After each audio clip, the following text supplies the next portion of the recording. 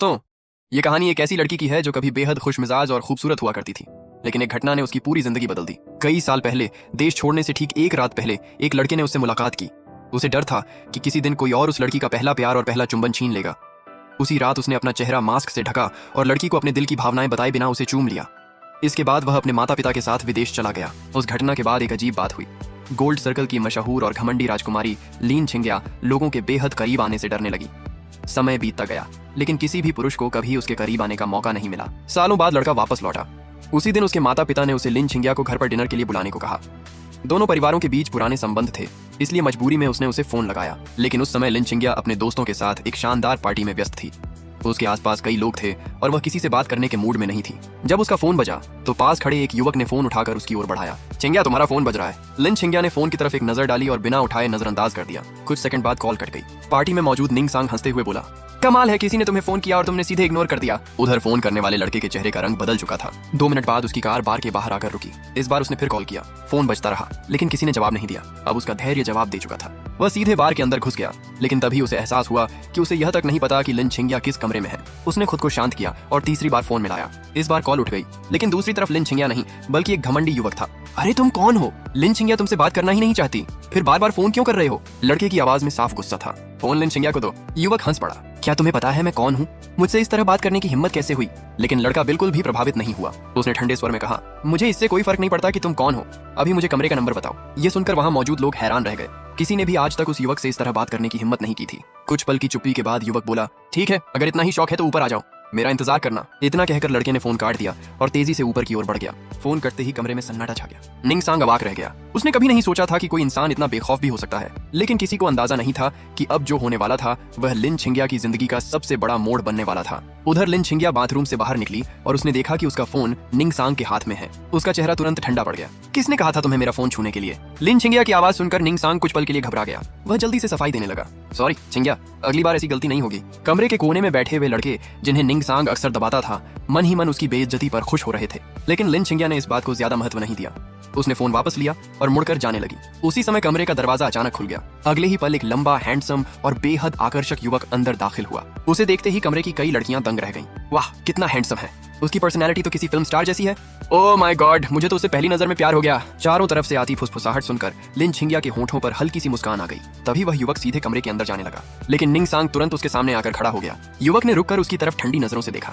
रास्ता क्यों रोक रहे हो? निंग सांग ने घमंड से थोड़ी ऊपर उठाई। तो तुम ही हो जो छिंग्या को बार बार फोन कर रहे थे। आवाज सुनते ही युवक समझ गया कि यही वह आदमी है जिसने फोन उठाया था। उसने बिना भाव बदले जवाब दिया, तो क्या हुआ? क्या हुआ? निंग सांग हंस पड़ा। तुम्हारी हिम्मत कैसे हुई यहाँ आकर तमाशा करने की? युवक ने शांत स्वर में कहा। मेरे रास्ते से हट जाओ। निंग सांग ने पीछे मुड़कर लिन छिंग्या की तरफ देखा। छिंग्या, तुम इस आदमी को जानती हो? लिन छिंग्या ने युवक की तरफ देखा और हल्की मुस्कान के साथ कहा, नहीं, मैं इसे नहीं जानती। ये सुनते ही युवक की आंखें सिकुड़ गईं। उसने मन ही मन सोचा, लिन छिंग्या, लगता है तुम सच में मुसीबत बुलाना चाहती हो। उधर निंग सांग का घमंड और बढ़ गया। वह फिर से युवक के सामने आकर खड़ा हो गया। सुना तुमने? छिंग्या तुम्हें जानती तक नहीं, अब यहाँ से निकल जाओ। लेकिन युवक के चेहरे पर मुस्कान आ गई। और अगर मैं आज अंदर जाने पर अड़ा रहूं तो? ये सुनकर निंग सांग का चेहरा गुस्से से लाल हो गया। तुम जानते भी हो मैं कौन हूँ। मेरे सामने इस लहजे में बात करने की हिम्मत कैसे हुई? अभी घुटनों पर बैठकर माफी मांग लो, नहीं तो बाद में पछताओगे। युवक हल्का सा हंसा। तुम जैसे अमीर घर के बिगड़े हुए लड़कों को मैंने बहुत देखा है। दूसरों को डराने की आदत पड़ गई है क्या? या फिर आराम की जिंदगी ने तुम्हें हकीकत से दूर कर दिया है? यह सुनकर पूरा कमरा सन्न रह गया। कुछ लोगों के मुंह से हंसी भी निकल गई। निंग सांग ने तुरंत पीछे मुड़कर घूरा। एक पल में सारी हंसी गायब हो गई। उसने गुस्से से युवक की तरफ देखा। आखिरी बार कह रहा हूँ, माफी मांग लो, वरना मुझे सख्ती करनी पड़ेगी। युवक ने बेखौफ होकर जवाब दिया, मैं भी देखना चाहता हूँ कि तुम कितनी सख्ती कर सकते हो। निंग सांग के चेहरे पर ठंडी मुस्कान आ गई। उसने आगे बढ़कर युवक के कंधे को पकड़ लिया और फिर धीरे धीरे अपना हाथ उठाया। निंग सांग का हाथ सीधे तुम्हारे चेहरे की तरफ बढ़ा। कमरे में बैठे सभी लोगों को लगा कि अब तुम्हें जोरदार थप्पड़ पड़ने वाला है। उसी वक्त लिन छिंग्या अचानक अपनी सीट से खड़ी हो गई। अनजाने में वह तुम्हारी तरफ बढ़ना चाहती थी, जैसे तुम्हारी मदद करने वाली हो, लेकिन अगले ही पल वह खुद रुक गई। उसके मन में अजीब सा सवाल आया, मैं इसकी मदद क्यों करना चाहती हूँ? क्या मुझे इससे नफरत नहीं करनी चाहिए? वह अभी अपने ही ख्यालों में उलझी हुई थी कि तभी छड़ाक, एक जोरदार थप्पड़ की आवाज पूरे कमरे में गूंज उठी। लेकिन यह थप्पड़ तुम्हारे चेहरे पर नहीं पड़ा था, बल्कि निंग सांग के चेहरे पर पड़ा था। पूरा कमरा एक पल के लिए सन्न रह गया। किसी को समझ ही नहीं आया कि अभी हुआ क्या है। निंग सांग लड़खड़ाकर पीछे हटा और अपने चेहरे को पकड़ लिया। उसकी आंखों में यकीन न करने वाला भाव था। जिंदगी में पहली बार किसी ने उसे सबके सामने थप्पड़ मारा था। तुमने मुझे मारा? उसकी आवाज गुस्से से कांप रही थी। लेकिन तुम बिल्कुल शांत खड़े थे। तो क्या हुआ? ये सुनते ही कमरे के कोने में बैठे कुछ लड़के हंसी रोक नहीं पाए। असल में वे लोग पहले से ही निंग सांग को पसंद नहीं करते थे। आज पहली बार किसी ने उसकी अकड़ तोड़ी थी। वाह यार, ये सीन तो देखने लायक था। सच कहूं, मैं तो बहुत पहले से इसे मारना चाहता था, लेकिन हिम्मत नहीं हुई। उधर निंग सांग का गुस्सा आसमान छू रहा था, लेकिन इससे पहले कि वह कुछ कर पाता, तुमने उसका कॉलर पकड़ लिया। अगले ही पल उसे दरवाजे से दबा दिया गया। तुम्हारी आवाज बर्फ की तरह ठंडी थी। सुनो यंग मास्टर, एक बार चेतावनी दे रहा हूँ, अगर दोबारा मुझे हाथ लगाने की कोशिश की तो सिर्फ थप्पड़ नहीं पड़ेगा। यह सुनकर निंगसांग का चेहरा पीला पड़ गया। उधर लिन छिंगया ये सब देख रही थी। उसके होंठों पर हल्की सी मुस्कान आ गई। उसे लगा जैसे कई साल पहले वाला वही इंसान फिर से उसके सामने खड़ा हो, वही बेखौफ अंदाज, वही घमंड तोड़ देने वाला रवैया। लेकिन तुमने उसकी तरफ देखा तक नहीं। तुमने सीधे कहा, ड्रामा खत्म हो गया हो तो इधर आ जाओ। तुम्हारी बात सुनकर पूरा कमरा फिर हैरान रह गया। सबकी नजरें पहले तुम पर गईं और फिर लिन छिंगया पर। कोई समझ नहीं पा रहा था कि आखिर यह आदमी है कौन, जो पूरी दुनिया की नजरों में राजकुमारी जैसी लड़की से इस तरह बात कर रहा था। लेकिन उससे भी ज्यादा हैरानी की बात तब हुई जब लिन छिंगया सच में चलकर तुम्हारे पास आ गई और उसके चेहरे पर जरा भी गुस्सा नहीं था, बल्कि वह काफी शांत दिखाई दे रही थी। अब तो सबकी आंखें फटी की फटी रह गईं। निंगसांग तो जैसे पत्थर का बन गया। उसे समझ ही नहीं आ रहा था कि आखिर चल क्या रहा है। तभी लिन छिंगया तुम्हारे सामने आकर रुकी और हल्की मुस्कान के साथ बोली, मुझे नहीं पता था कि तुम्हारा गुस्सा अभी भी पहले जैसा ही है। तुमने उसे ऊपर से नीचे तक देखा, फिर हंसते हुए कहा, लिन छिंगया, अगर आंखों का इलाज कराना हो तो बता देना, लेकिन मानना पड़ेगा पहले से थोड़ी ज्यादा खूबसूरत हो गई हो। ये सुनकर कमरे में मौजूद लोग फिर दंग रह गए। अभी तक जो आदमी लिन छिंगया से बेपरवाही से बात कर रहा था, वह अब उसके सामने मजाक भी कर रहा था। और सबसे हैरानी की बात, लिन छिंगया नाराज भी नहीं हुई। निंगसांग आखिर खुद को रोक नहीं पाया। वह हैरानी से बोला, तुमने तो कहा था कि तुम इसे जानती भी नहीं हो। लिन छिंगया ने उसकी तरफ देखा। उसकी आवाज पहले की तरह ठंडी थी, लेकिन इस बार उसकी आंखों में एक अलग ही चमक थी। लिन छिंगया ने निंगसांग की तरफ ठंडी नजरों से देखा। मैं तुम्हें पहले भी कई बार चेतावनी दे चुकी हूँ। जब मैं किसी से बात कर रही होती हूँ तो मुझे बीच में टांग अड़ाने वाले लोग बिल्कुल पसंद नहीं है। उसकी आवाज सुनते ही निंगसांग का चेहरा बदल गया। जो आदमी कुछ मिनट पहले सबके सामने अकड़ दिखा रहा था, अब बिल्कुल दबा हुआ लग रहा था।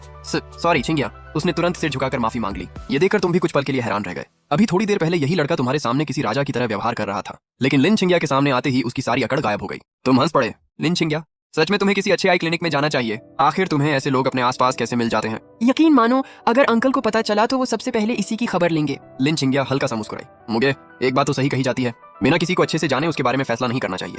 और वैसे भी मेरा स्टैंडर्ड काफी हाई है। मैं किसी को भी अपना बॉयफ्रेंड नहीं बना लेती। तुमने सिर हिलाया। अच्छा है, कम से कम ये सुनकर सुकून मिला। इतना कहकर तुम लिन छिंगया को साथ लेकर जाने वाले थे, लेकिन तभी तुम्हारी नजर फिर निंगसांग पर पड़ी। तुम्हारा चेहरा अचानक गंभीर हो गया और तुमने सिर्फ 2 शब्द कहे, माफी मांगो। पूरा कमरा एकदम शांत हो गया। सबको लगा कि उन्होंने कुछ गलत सुन लिया है। निंगसांग तो वहीं जड़ हो गया। उसे यकीन ही नहीं हो रहा था कि लिन छिंगया सच में तुम्हारी बात मान रही है और अब तुम उसे माफी भी मांगने को कह रहे हो। उसका चेहरा गुस्से से लाल हो गया। अगर यह सब अकेले में होता तो शायद वह तुरंत झुक जाता, लेकिन यहाँ उसके सारे क्लासमेट मौजूद थे, जिन लोगों को वह हमेशा दबाकर रखता था। अगर आज उसने सबके सामने माफी मांग ली तो उसकी सारी इज्जत खत्म हो जाती। लिन छिंगया, निंगसांग हकलाने लगा। वह मदद की उम्मीद से उसकी तरफ देखने लगा, लेकिन लिन छिंगया की नजरें पहले से भी ज्यादा ठंडी थीं। तुम मुस्कुराए। क्या हुआ? अभी थोड़ी देर पहले तो बहुत अकड़ दिखा रहे थे, अब आवाज कहाँ चली गई? ये सुनकर कमरे में कई लोग हंसी रोकने लगे। लिन छिंगया ने भी शांत आवाज में कहा, अगर गलती की है तो माफी मांगो। इतनी सी बात समझ नहीं आती। तुम्हारे चेहरे पर शरारती मुस्कान आ गई। सच कहें तो तुम्हें ऐसे घमंडी लोगों की हालत खराब होते देखना काफी पसंद था। निंगसांग ने गहरी सांस ली। उसके चेहरे पर बेइज्जती साफ दिखाई दे रही थी। आखिर उसने दांत भींचकर कहा, सॉरी। तुमने जानबूझकर कान की तरफ हाथ ले जाते हुए कहा, क्या कहा? थोड़ा जोर से बोलो। सुनाई नहीं दिया। कमरे में बैठे लोग अब मुश्किल से अपनी हंसी रोक पा रहे थे। लिन छिंगया ने भी निंगसांग की तरफ देखकर कहा, उसे सुनाई नहीं दिया। निंगसांग का चेहरा और भी बदसूरत हो गया। उसने पूरी ताकत से चिल्लाकर कहा, मैंने कहा सॉरी। आप खुश हो? तुमने धीरे से सिर हिलाया। नहीं। फीलिंग नहीं आई? एक बार और। यह सुनकर निंगसांग लगभग फटने वाला था। उसकी मुट्ठियां इतनी कस गईं कि नाखून हथेली में ढसने लगे। उसकी आंखों में गुस्सा साफ दिखाई दे रहा था, लेकिन वह कुछ कर भी नहीं सकता था। निंगसांग के पास अब कोई रास्ता नहीं बचा था। लिन छिंगया के सामने वह जरा सी भी अकड़ दिखाने की हिम्मत नहीं कर सकता था। आखिर उसने गहरी सांस ली, चेहरे पर जबरदस्ती एक ईमानदार सा एक्सप्रेशन बनाया और तुम्हारी तरफ देखकर बोला, मुझे माफ कर दो। सच में सॉरी। तुमने संतुष्ट होकर सिर हिलाया। हम अब ठीक है। कम से कम इस बार थोड़ी सच्चाई तो महसूस हुई। फिर तुम मुस्कुराए और बोले, लेकिन याद रखना मैं तुम्हें माफ नहीं कर रहा हूँ। यह सुनकर निंगसांग का चेहरा फिर से काला पड़ गया, लेकिन तुमने उसकी तरफ देखना भी जरूरी नहीं समझा। तुम सीधे लिन छिंगया की तरफ मुड़े। चलो अब यहाँ से निकलते हैं। लिन छिंगया ने कमरे में मौजूद लोगों पर एक नजर डाली और शांत आवाज में कहा, मैं जा रही हूँ। बस इतना सुनना था कि कमरे में मौजूद सभी लोग तुरंत खड़े हो गए। बाय छिंगया, रास्ते में ध्यान रखना। फिर मिलते हैं। कुछ देर पहले तक जो लोग पार्टी में मस्त थे, अब सब उसे विदा करने में लगे हुए थे। तुम दोनों साथ में बाहर निकल आए। जैसे ही लिफ्ट के पास पहुंचे, तुमने अचानक उसकी तरफ देखा। अब बताओ, आज मेरा नुकसान कैसे पूरा करोगी? लिन छिंगया ने भौहें चढ़ा दी। क्या बकवास कर रहे हो? तुमने तुरंत जवाब दिया, अगर तुम्हारी वजह से मैं यहाँ नहीं आता तो तुम्हारे उस क्लासमेट से मेरा झगड़ा भी नहीं होता। तो जाहिर सी बात है इसकी जिम्मेदार तुम हो। लिन छिंगया ने उसकी बात सुनकर भी कोई खास रिएक्शन नहीं दिया। वह आराम से लिफ्ट की तरफ बढ़ती रही। लेकिन मैंने ही तो तुम्हारी मदद की थी। अगर मैं बीच में नहीं आती तो मामला और बिगड़ सकता था। तुमने नाक सिकोड़ ली। उसे क्या फर्क पड़ता है? थप्पड़ तो मुझे फिर भी खाना पड़ सकता था। इस हिसाब से मुझे मुआवजा मिलना चाहिए। ये सुनकर लिन छिंगया को हंसी भी आई और गुस्सा भी। उसे लगा जैसे कोई बड़ा आदमी नहीं, बल्कि कोई जिद्दी बच्चा उससे बहस कर रहा हो। लिफ्ट का बटन दबाते हुए उसने पूछा, ठीक है तो बताओ क्या चाहिए तुम्हें? तुमने कुछ सेकंड सोचा, फिर कंधे उचकाकर बोले, अभी तो नहीं पता, जब याद आएगा तब मांग लूंगा। लिन छिंगया ने घूर कर देखा। तुम इंसान हो या डाकू? तुमने गर्व से थोड़ी ऊपर उठाई। उससे तुम्हें क्या मतलब? वैसे भी अगर तुमने मना किया तो घर पहुंचते ही अंकल लिन को बता दूंगा कि आज मुझे थप्पड़ कैसे पड़ने वाला था। तुम्हारे चेहरे पर शरारती मुस्कान थी और तुम तो जानती ही हो, अंकल लिन मुझे अपने बेटे की तरह मानते हैं। उसके बाद तुम्हारी खैर नहीं। यह सुनते ही लिन छिंगया का चेहरा बदल गया। उसे पता था कि अगर उसके पिता को इस बारे में पता चला तो सबसे पहले उसी की क्लास लगेगी। तुम उसकी कमजोर नस पकड़ चुके थे। उसने दांत भींचे और गुस्से से तुम्हें घूरा, लेकिन आखिरकार उसे मजबूर होकर मान जाना पड़ा। वो लड़की खूबसूरत भी थी और हर काम में सबसे आगे भी। तुम्हें डर था कि उसका पहला किस किसी और के हिस्से में न चला जाए, इसलिए जिस रात तुम विदेश जाने वाले थे उस रात तुमने उसे दीवार के साथ रोक लिया और उसे कसकर अपनी बाहों में भर लिया। फिर उसके चेहरे पर हल्की सी मुस्कान देखते हुए उसके होंठों को चूम लिया। लेकिन वो सब अब बीती बात हो चुकी थी। इस समय तुम और लिन छिंगिया साथ में लिफ्ट से नीचे उतर रहे थे। आज शनिवार था, रात के 8 बज चुके थे, लेकिन बाहर की सड़क अभी भी जाम से भरी हुई थी। पूरा शहर किसी बड़े पार्किंग लॉट जैसा लग रहा था। तुम दोनों सड़क पर चल ही रहे थे कि तुम्हारी नजर एक मेडिकल स्टोर पर पड़ी। तुम तुरंत रुक गए, फिर उंगली से दुकान की तरफ इशारा करते हुए बोले, जाओ मेरे लिए 2 आइस पैक खरीद कर लाओ, वरना चेहरे की सूजन घर पहुंचने से पहले नहीं उतरेगी। लिन छिंगिया ने ठंडी मुस्कान दी, फिर तुम्हारी तरफ देखकर बोली, मुगे तुम्हें जरा भी शर्म नहीं आती? पूरी दुनिया में शायद तुम अकेले इंसान हो जो मुझे ऐसे आदेश देते हो। तुमने हाथ हिलाते हुए कहा, जल्दी जाओ, इतनी बातें मत करो। तुम्हें उसकी बातों की बिल्कुल परवाह नहीं थी। आखिर बचपन से तुम दोनों का रिश्ता ऐसा ही था, दूसरों के सामने चाहे जो हो, लेकिन अकेले में तुम दोनों हमेशा इसी तरह लड़ते झगड़ते रहते थे। लिन छिंगिया ने आंखें घुमाई, तुम सच में बेशर्म हो। तुमने तुरंत जवाब दिया, मेरे जैसा हैंडसम लड़का तुम्हें काम दे रहा है, ये तुम्हारे लिए सम्मान की बात है, इसलिए जल्दी जाओ और आइस पैक लेकर आओ। लिन छिंगिया हंस पड़ी, मुगे तुम्हारी स्किन तो दिन ब दिन मोटी होती जा रही है, अब तो तुम अपनी तारीफ करते हुए भी नहीं शर्माते। तुमने गर्व से सीना चौड़ा किया, ये तो नेचुरल बात है, जो चीज मेरे पास है वो है, जो चीज मेरे पास नहीं है वो भी एक दिन होगी, फिर मैं कॉन्फिडेंट क्यों न रहूं? लिन छिंगिया ने सिर हिलाया और मेडिकल स्टोर की तरफ चलती। सच में तुम्हारी बेशर्मी कोई नहीं सीख सकता। ये सुनकर तुम तुरंत भड़क गए। मन तो कर रहा था कि इस लड़की को पकड़कर अच्छी तरह सबक सिखा दो, लेकिन आखिरकार तुमने खुद को रोक लिया। करीब 5 मिनट बाद लिन छिंगिया वापस लौट आई। उसके हाथ में एक प्लास्टिक बैग था। वह तुम्हारे पास आई और बैग सीधे तुम्हारी छाती पर फेंक दिया। लो पकड़ो। तुमने बैग खोला और आइस बैग निकाल लिया, फिर मुस्कुराकर बोले, देखा कितनी अच्छी लड़की हो तुम, बोला और तुरंत खरीद भी लाई। लिन छिंगिया ने आंखें तरेरी, तुम्हें ऐसा नहीं लग रहा कि तुम हद से ज्यादा अकड़ रहे हो? तुमने तुरंत एक बड़ा सा आई रोल दिया, मजाक भी समझ नहीं आता क्या? लिन छिंगिया अभी जवाब देने ही वाली थी कि अचानक उसका चेहरा गंभीर हो गया। कुछ सेकंड तक तुम्हें देखने के बाद उसने पूछा, वैसे विदेश वाले कॉलेज की नई टर्म शुरू होने वाली है, तो फिर तुम अचानक वापस क्यों आ गए? तुम्हारे पास इतना समय कैसे है? यह सवाल सुनते ही तुम्हारे चेहरे की मुस्कान गायब हो गई। तुमने हल्की सी सांस छोड़ी। तुम्हें लगता है मैं खुद वापस आना चाहता था, और क्या करता? मेरे मम्मी पापा ने मेरी मर्जी पूछे बिना ही ट्रांसफर की सारी प्रोसेस पूरी कर दी, सीधे मुझे वापस चीन भेज दिया। ये कहते हुए तुमने बेबस सा चेहरा बना लिया। सच कहें तो अभी तक तुम्हें खुद नहीं पता था कि तुम्हारा एडमिशन आखिर किस स्कूल में हुआ है। लिन छिंगिया ने भौहें सिकोड़ लीं। विदेश और यहाँ के कोर्स में बहुत फर्क होता है। तुम्हारे मम्मी पापा को बिल्कुल डर नहीं लगा कि वापस आकर तुम्हारे मार्क्स गिर जाएंगे? तुमने तुरंत सीना चौड़ा कर लिया। इतनी चिंता मत करो, मैं उतना कमजोर नहीं हूँ जितना तुम सोचती हो। फिर बड़े गर्व से कहा, मेरा वो एग्जाम याद है? पूरे प्रांत में टॉपर बनने से सिर्फ 1 नंबर पीछे रह गया था। इस बार लिन छिंगिया ने सिर हिलाया। हाँ ये बात तो सच है, वो 1 नंबर वाकई अफसोस वाली बात थी। तुम अभी खुश होने ही वाले थे कि वो आगे बोली, लेकिन गलती तुम्हारी ही थी। अगर एग्जाम में थोड़ा कम दिखावा करते तो 2 नंबर और कम आ जाते, फिर पहला नंबर मेरा होता। ये सुनकर तुम तुरंत भड़क गए। अरे मेरी रैंक का तुमसे क्या लेना देना? लिन छिंगिया ने जवाब नहीं दिया। वह कुछ देर तक तुम्हारे चेहरे को ध्यान से देखती रही, फिर अचानक बोली, चिंता मत करो, सूजन काफी कम हो गई है, बस तुम पहले से थोड़ा ज्यादा दुबले लग रहे हो। तुमने राहत की सांस ली, फिर सीट बेल्ट खोलते हुए बोले, अच्छा है तो अब अगली तैयारी शुरू करते हैं। लिन छिंगिया ने हैरानी से देखा, किस चीज की तैयारी? वह अभी तुम्हारी बात समझ नहीं पाई थी। तुमने दोनों हाथ रगड़ते हुए शरारती मुस्कान दी, हमारे शानदार परफॉर्मेंस की, दोस्ती से बढ़कर वाले रिश्ते का नाटक। चलो जल्दी एक्टिंग शुरू करते हैं। लिन छिंगिया ने तुम्हारी तरफ ठंडी नजरों से देखा। पागल हो क्या? बस इतना कहकर वह कार से उतर गई। तुमने दांत पीसे। दिल तो कर रहा था कि उसे पकड़कर अच्छी तरह सबक सिखाओ, लेकिन अफसोस तुम जानते थे कि बहस में उसे हराना लगभग नामुमकिन था। उसी समय सामने से एक बुजुर्ग आदमी तेजी से उनकी तरफ आता दिखाई दिया। वो थे लीबो, लिन परिवार के पुराने स्टूवर्ड। तुम्हें देखते ही उनके चेहरे पर खुशी फैल गई। यंग मास्टर, मिस छिंगिया। तुम बिना कुछ सोचे सीधे उनकी तरफ भागे, फिर बच्चे की तरह उन्हें कसकर गले लगा लिया। लीबो, मैंने आपको बहुत मिस किया, क्या आपने भी मुझे मिस किया? तुम्हारी बात सुनकर लीबो हंस पड़े। उन्होंने बचपन से तुम्हें अपने पोते की तरह प्यार किया था, भला वो तुम्हें कैसे भूल सकते थे? उन्होंने मुस्कुराकर तुम्हारी पीठ थपथपाई। यंग मास्टर, मैंने भी तुम्हें बहुत याद किया। चलो अब अंदर चलते हैं। जैसे ही तुम लिविंग रूम में दाखिल हुए, तुमने देखा कि तुम्हारे मम्मी पापा और दोनों बहनें लिन छिंगिया के माता पिता के साथ बड़ी गर्मजोशी से बातें कर रहे थे। तुम्हें देखते ही आंटी लिन मुस्कुराई और हाथ हिलाकर बोली, आओ इधर छोटे भाई। तुम्हें बचपन से अपनी दोनों बहनों के बीच बैठना पसंद था, इसलिए बिना सोचे सीधे जाकर उनके बीच में बैठ गए। तुम्हारी बड़ी बहन मूलिंग ने मुस्कुराते हुए तुम्हारे सिर पर हाथ फेरा। ये क्या, तुमने बाल सफेद क्यों कर लिए? तुमने तुरंत भौहें उचकाई। कैसा लग रहा हूँ? हैंडसम ना? लेकिन इससे पहले कि कोई जवाब देता, तुम्हारे पापा बोल पड़े, हाई स्कूल में पढ़ रहे हो और ये कौन सा हेयर कलर करा लिया? कल ही से वापस ब्लैक करवाना। तुम तुरंत बोले, क्यों? और मुझे वापस कलर कराने के लिए लिन छिंगिया को क्यों भेज रहे हो? आंटी लिन हंस पड़ी। अरे ऐसा मत बोलो, वैसे सफेद बाल तुम्हारे ऊपर बुरे नहीं लग रहे, लेकिन कॉलेज तक इंतजार करो, अभी स्टूडेंट हो तो स्टूडेंट जैसे ही दिखो। ये सुनकर तुमने सिर हिला दिया। ठीक है आंटी, आप कह रही हैं तो मान लेता हूँ। आंटी लिन खुश होकर मुस्कुराई, फिर अचानक बोली, वैसे आज तुम्हें एक जरूरी बात भी बतानी थी। तुम आराम से जूस का गिलास उठाकर पीने लगे। उसी समय तुम्हारी दूसरी बहन मुयांग धीरे से तुम्हारे कान के पास आई और फुसफुसाकर बोली, पहले जूस मत पीना। तुम हैरान हो गए, क्यों? लेकिन इससे पहले कि वह कुछ और कह पाती, आंटी लिन ने मुस्कुराते हुए कहा, हम लोगों ने फैसला किया है कि तुम्हारी और छिंगिया की सगाई कर दी जाए। तुम्हारे मुंह में भरा सारा जूस सीधे बाहर निकल गया। तुम इतनी जोर से खांसने लगे कि गला लाल हो गया। आंटी लिन हंस पड़ी। अरे इतनी खुशी? तुम्हारी मम्मी भी हंसने लगी। देखो तो सही कितना खुश हो गया है। तुम्हारी आंखें लगभग बाहर निकलने वाली थी। मैं खुश दिख रहा हूँ। मुयांग ने बेबस होकर माथा पकड़ दिया। मैं तो तुम्हें पहले ही इशारा कर रही थी। उधर लिन छिंगिया की भौहें भी सिकुड़ गईं। वह तुरंत बोली, इतना बड़ा फैसला लेने से पहले कम से कम हमसे पूछ तो लेते। तुमने भी तुरंत हामी भरी। हाँ, कम से कम हमें पहले बता तो देते। लेकिन आंटी लिन ने हंसते हुए कहा, इसमें पूछने वाली क्या बात है, वैसे भी तुम दोनों मना थोड़ी करोगे, बचपन से एक दूसरे को जानते हो, हम सबकी भी पुरानी दोस्ती है। तुम और लिन छिंगिया एक दूसरे को देखने लगे, दोनों के चेहरे पर एक जैसी बेबसी थी। तुमने आखिरी कोशिश की, लेकिन अगर छिंगिया को पहले से कोई लड़का पसंद हो तो अंकल लिन ने तुरंत सिर हिलाया, असंभव, हमारी बेटी सबसे ज्यादा भरोसा अगर किसी पर करती है तो वो तुम हो।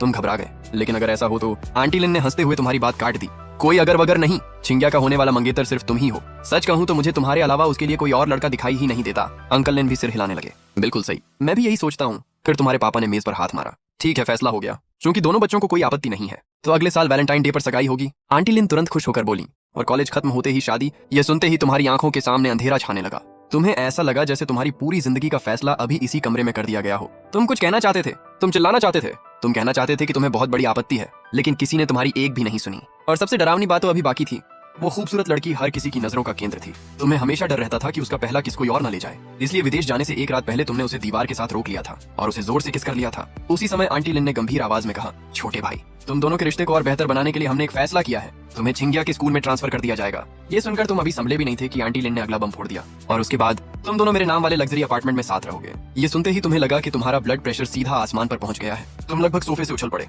फिर तुरंत अपनी दूसरी बहन मुयांग की तरफ मुड़े। दूसरी बहन, जल्दी मुझे हॉस्पिटल लेकर चलो, मुझे लगता है मैं बचने वाला नहीं हूँ। मुयांग हंसने लगी, हॉस्पिटल से कुछ नहीं होगा, मुझे लगता है तुम्हें 2 बोतल ग्लूकोज चढ़ानी पड़ेगी। तुमने उसे घूर कर देखा, अपना सिर मत खाओ। उधर लिन छिंगिया भी अपनी माँ की तरफ देखने लगी, तो आपका मतलब है मैं और मुगे एक ही घर में रहेंगे, सिर्फ हम दोनों? आंटी लिन ने सिर हिलाया, बिल्कुल, ऐसे ही तो रिश्ते जल्दी मजबूत होते हैं। वरना तुम्हें क्या लगता है, गर्मी की छुट्टियों में मैंने तुम्हें खाना बनाना क्यों सिखाया था? ताकि तुम दोनों साथ रहो और तुम छोटे भाई के लिए खाना भी बना सको। तुम और लिन छिंगिया एक दूसरे को देखने लगे, दोनों के चेहरे पर एक जैसा एक्सप्रेशन था, जैसे किसी ने अचानक आसमान से बिजली गिरा दी हो। लेकिन आंटी लिन अभी रुकी नहीं, उन्होंने फिर मुस्कुराते हुए कहा, और छोटे भाई, अगर भविष्य में पैसों की जरूरत पड़े तो सीधे छिंगिया से मांग लेना, वैसे भी अब तुम हमारे परिवार के पक्के दामाद हो। ये सुनकर तुम्हारा चेहरा और भी अजीब हो गया। बातें सुनने में तो अच्छी लग रही थी, लेकिन तुम्हें जरा भी खुशी नहीं हो रही थी, क्योंकि इसका मतलब था तुम्हें फिर से उस जिद्दी लड़की के साथ रहना पड़ेगा। और ये सोचकर ही तुम्हारा सिर दर्द करने लगा। तभी तुम्हारी माँ खड़ी हो गई, ठीक है, अभी इस बारे में ज्यादा बात नहीं करते, लिबो ने बताया था कि बारबेक्यू की सारी तैयारी हो चुकी है, चलो सब लोग बाहर चलते हैं। इतना कहकर सभी लोग बाहर निकलने लगे। जैसे ही मौका मिला, तुमने मुलिंग और मुयांग को एक तरफ खींच लिया, फिर गुस्से में पूछा, सच सच बताओ, क्या तुम दोनों को पहले से सब पता था? मुलिंग ने शांत चेहरे के साथ सिर हिलाया, हाँ। मुयांग ने भी मुस्कुराते हुए जवाब दिया, बिल्कुल, सरप्राइज। ये सुनकर तुम्हारा दिल टूट गया, तुमने अपना सिर पकड़ लिया, मुझे पहले क्यों नहीं बताया? अगर पता होता तो मैं कभी वापस नहीं आता। तुम दोनों जानती हो ना, मैं और लिन छिंगिया एक दूसरे को कितना परेशान करते हैं। मुलिंग मुस्कुराई, बिल्कुल जानते हैं। तुमने बेबस होकर पूछा, फिर भी तुम दोनों ने मेरा साथ नहीं दिया। मुलिंग ने तुम्हारे गाल पर हल्की थपकी दी और मुस्कुराकर बोली, क्योंकि छिंगिया बहुत अच्छी लड़की है, और सच कहूं तुम्हारे आसपास उससे बेहतर लड़की कोई नहीं है। बकवास है ये सब। तुम तुरंत बोल पड़े, अगर दुनिया में सबसे बेहतरीन लड़कियों की लिस्ट बनेगी तो उसमें नंबर 1 और नंबर 2 पर मेरी दोनों बहनें होंगी। तुम दोनों से बेहतर कोई नहीं। मुलिंग बस हल्का सा मुस्कुराई, उसके चेहरे से साफ पता चल रहा था कि वो तुम्हारी बातों में आने वाली नहीं है। उसे देखकर तुम्हें समझ आ गया, बड़ी बहन से मदद मिलने वाली नहीं, इसलिए तुमने तुरंत अपनी उम्मीदें दूसरी बहन मुयांग पर लगा दी। मुयांग ने तुम्हारी तरफ देखा, फिर सिर हिलाया और फिर सिरना में भी हिला दिया। तुम पूरी तरह कंफ्यूज हो गए। छोटे शैतान, अब याद आई हमारी, जब मुसीबत सिर पर आ गई तब बहनों की याद आने लगी। तुमने जल्दी से कहा, दूसरी बहन, इस बार सच में मेरी मदद कर दो। मुयांग ने आ भरी, ऐसा नहीं है कि हमने कोशिश नहीं की, हमने मम्मी पापा को बहुत समझाया, लेकिन उन्होंने हमारी एक नहीं सुनी। तुमने हैरानी से पूछा, ऐसा कैसे हो सकता है? वो तो हमेशा हमारी राय की इज्जत करते हैं। मुयांग ने तुम्हारी तरफ उंगली दिखाकर कहा, इस बार गलती तुम्हारी और छिंगिया की है। तुम दोनों चुप रहो। तुम दोनों ने बचपन से सबके सामने ऐसा बर्ताव किया जैसे एक दूसरे के दुश्मन हो, लेकिन जब भी मम्मी पापा, अंकल लिन या आंटी लिन सामने होते थे, तुम दोनों अचानक अच्छे बच्चों की तरह एक्टिंग करने लगते थे। इतनी ज्यादा एक्टिंग की कि सबको लगने लगा तुम दोनों एक दूसरे को पसंद करते हो, बस किसी वजह से खुलकर बोल नहीं रहे। तुम्हारा चेहरा तुरंत काला पड़ गया, मतलब मैंने खुद अपने लिए गड्ढा खोदा और अब उसी में गिर गया। कुछ देर सोचने के बाद तुम्हारी आंखें चमक उठी। अचानक तुम्हें एक रास्ता दिखा, अगर अभी जाकर सबको सच बता दूं कि मैं और लिन छिंगिया बचपन से एक दूसरे से लड़ते आए हैं, तो शायद ये शादी वाली बात खत्म हो जाए। ये सोचकर तुम सोफे से उठने ही वाले थे, तभी पीछे से मुलिंग की ठंडी आवाज सुनाई दी, बैठ जाओ। एक ही वाक्य था, लेकिन तुम्हारे कदम वहीं रुक गए। घर में तुम सबसे ज्यादा बड़ी बहन की इज्जत करते थे और सबसे ज्यादा डर भी उसी से लगता था, इसलिए उसकी बात सुनते ही तुम वापस सोफे पर बैठ गए। मुलिंग ने गंभीर आवाज में कहा, क्या तुमने कभी सोचा है, अगर अभी जाकर सबके सामने सच बोल दिया तो क्या होगा? तुमने कुछ नहीं कहा। मुलिंग आगे बोली, मम्मी पापा, अंकल लिन और आंटी लिन सभी बहुत खुश हैं। अगर तुम अभी जाकर उनकी सारी उम्मीदें तोड़ दोगे तो सबसे ज्यादा दुख उन्हें होगा। तुम चुप हो गए। मुलिंग ने फिर कहा, अपनी की हुई एक्टिंग का नतीजा भी तुम्हें ही भुगतना होगा। मुसीबत आने पर भागने से कुछ नहीं होगा। अब तुम्हारे पास बोलने के लिए कुछ नहीं बचा था, तुम्हारा पूरा जोश ठंडा पड़ चुका था। मुलिंग खड़ी हुई और बोली, हम बाहर जा रहे हैं, तुम दोनों भी जल्दी आ जाना। इतना कहकर वो बाहर चली गई। जैसे ही बड़ी बहन बाहर निकली, मुयांग भी उठने लगी, लेकिन तुमने तुरंत उसका हाथ पकड़ लिया। तुम कहीं नहीं जाओगी। मुयांग हंस पड़ी, अरे वाह, अभी तो बड़े बहादुर बन रहे थे। अगर इतनी हिम्मत है तो बड़ी बहन के सामने भी ऐसे ही बोलकर दिखाओ। तुम तुरंत शांत हो गए। वो अलग बात है, इस दुनिया में अगर मुझे किसी चीज से सबसे ज्यादा डर लगता है तो वो बड़ी बहन है। मुयांग हंसते हंसते झुक गई। तुमने बेचारगी से कहा, दूसरी बहन, प्लीज कोई आइडिया दे, मैं आखिर करूं तो क्या करूं? मुयांग ने कंधे उचका, कोई रास्ता नहीं है, ये मुसीबत तुम और छिंगिया मिलकर लाए हो, अब इसका सामना भी तुम्हें ही करना पड़ेगा। ये सुनकर तुम्हारा दिल पूरी तरह टूट गया। अगर तुम मेरी मदद नहीं करोगी तो 2 बड़े हादसे हो जाएंगे। मु यांग की दिलचस्पी तुरंत बढ़ गई। उसने मुस्कुराकर पूछा, अच्छा बताओ तो सही, कौन से हादसे? तुमने गंभीर चेहरा बनाकर कहा, पहला, मैं फिर से लिन छिंगिया के साथ लड़ाई शुरू कर दूंगा। दूसरा, एक दिन मैं उसे इतना परेशान कर दूंगा कि वो मुझे ही मार डालेगी। मु यांग हंस पड़ी, तुम उसे मारोगे या वो तुम्हें मारेगी? सच बताऊं तो मुझे दूसरी बात ज्यादा सच लगती है। तुमने नाराज होकर कहा, इतना भी मत उड़ाओ उसे। मु यांग ने सिर हिलाया, भूल गए क्या? तुम और छिंगिया दोनों मार्शल आर्ट्स जानते हो, लेकिन फर्क ये है कि तुम ब्लैक बेल्ट के पहले लेवल पर हो और वो तीसरे लेवल पर। ये छोटा फर्क नहीं है। अब वाली लिन छिंगिया वैसी नहीं है जैसी बचपन में थी। अगर सच में लड़ाई हुई तो वो तुम्हें आराम से जमीन पर गिरा देगी। तुमने लंबी सांस छोड़ी, ये बात तो मुझे भी पता है। फिर कोई तरीका नहीं है क्या? मु यांग ने कंधे उचकाए, कोई तरीका नहीं है। प्यार और किस्मत वाली चीजें किसी के बस में नहीं होती। 3 दिन बाद दोपहर का समय था। तुम अपने छोटे से अपार्टमेंट के सोफे पर पड़े थे। एक हाथ में फ्राइड चिकन था और दूसरे हाथ में मोबाइल। जिंदगी बड़ी आराम से गुजर रही थी।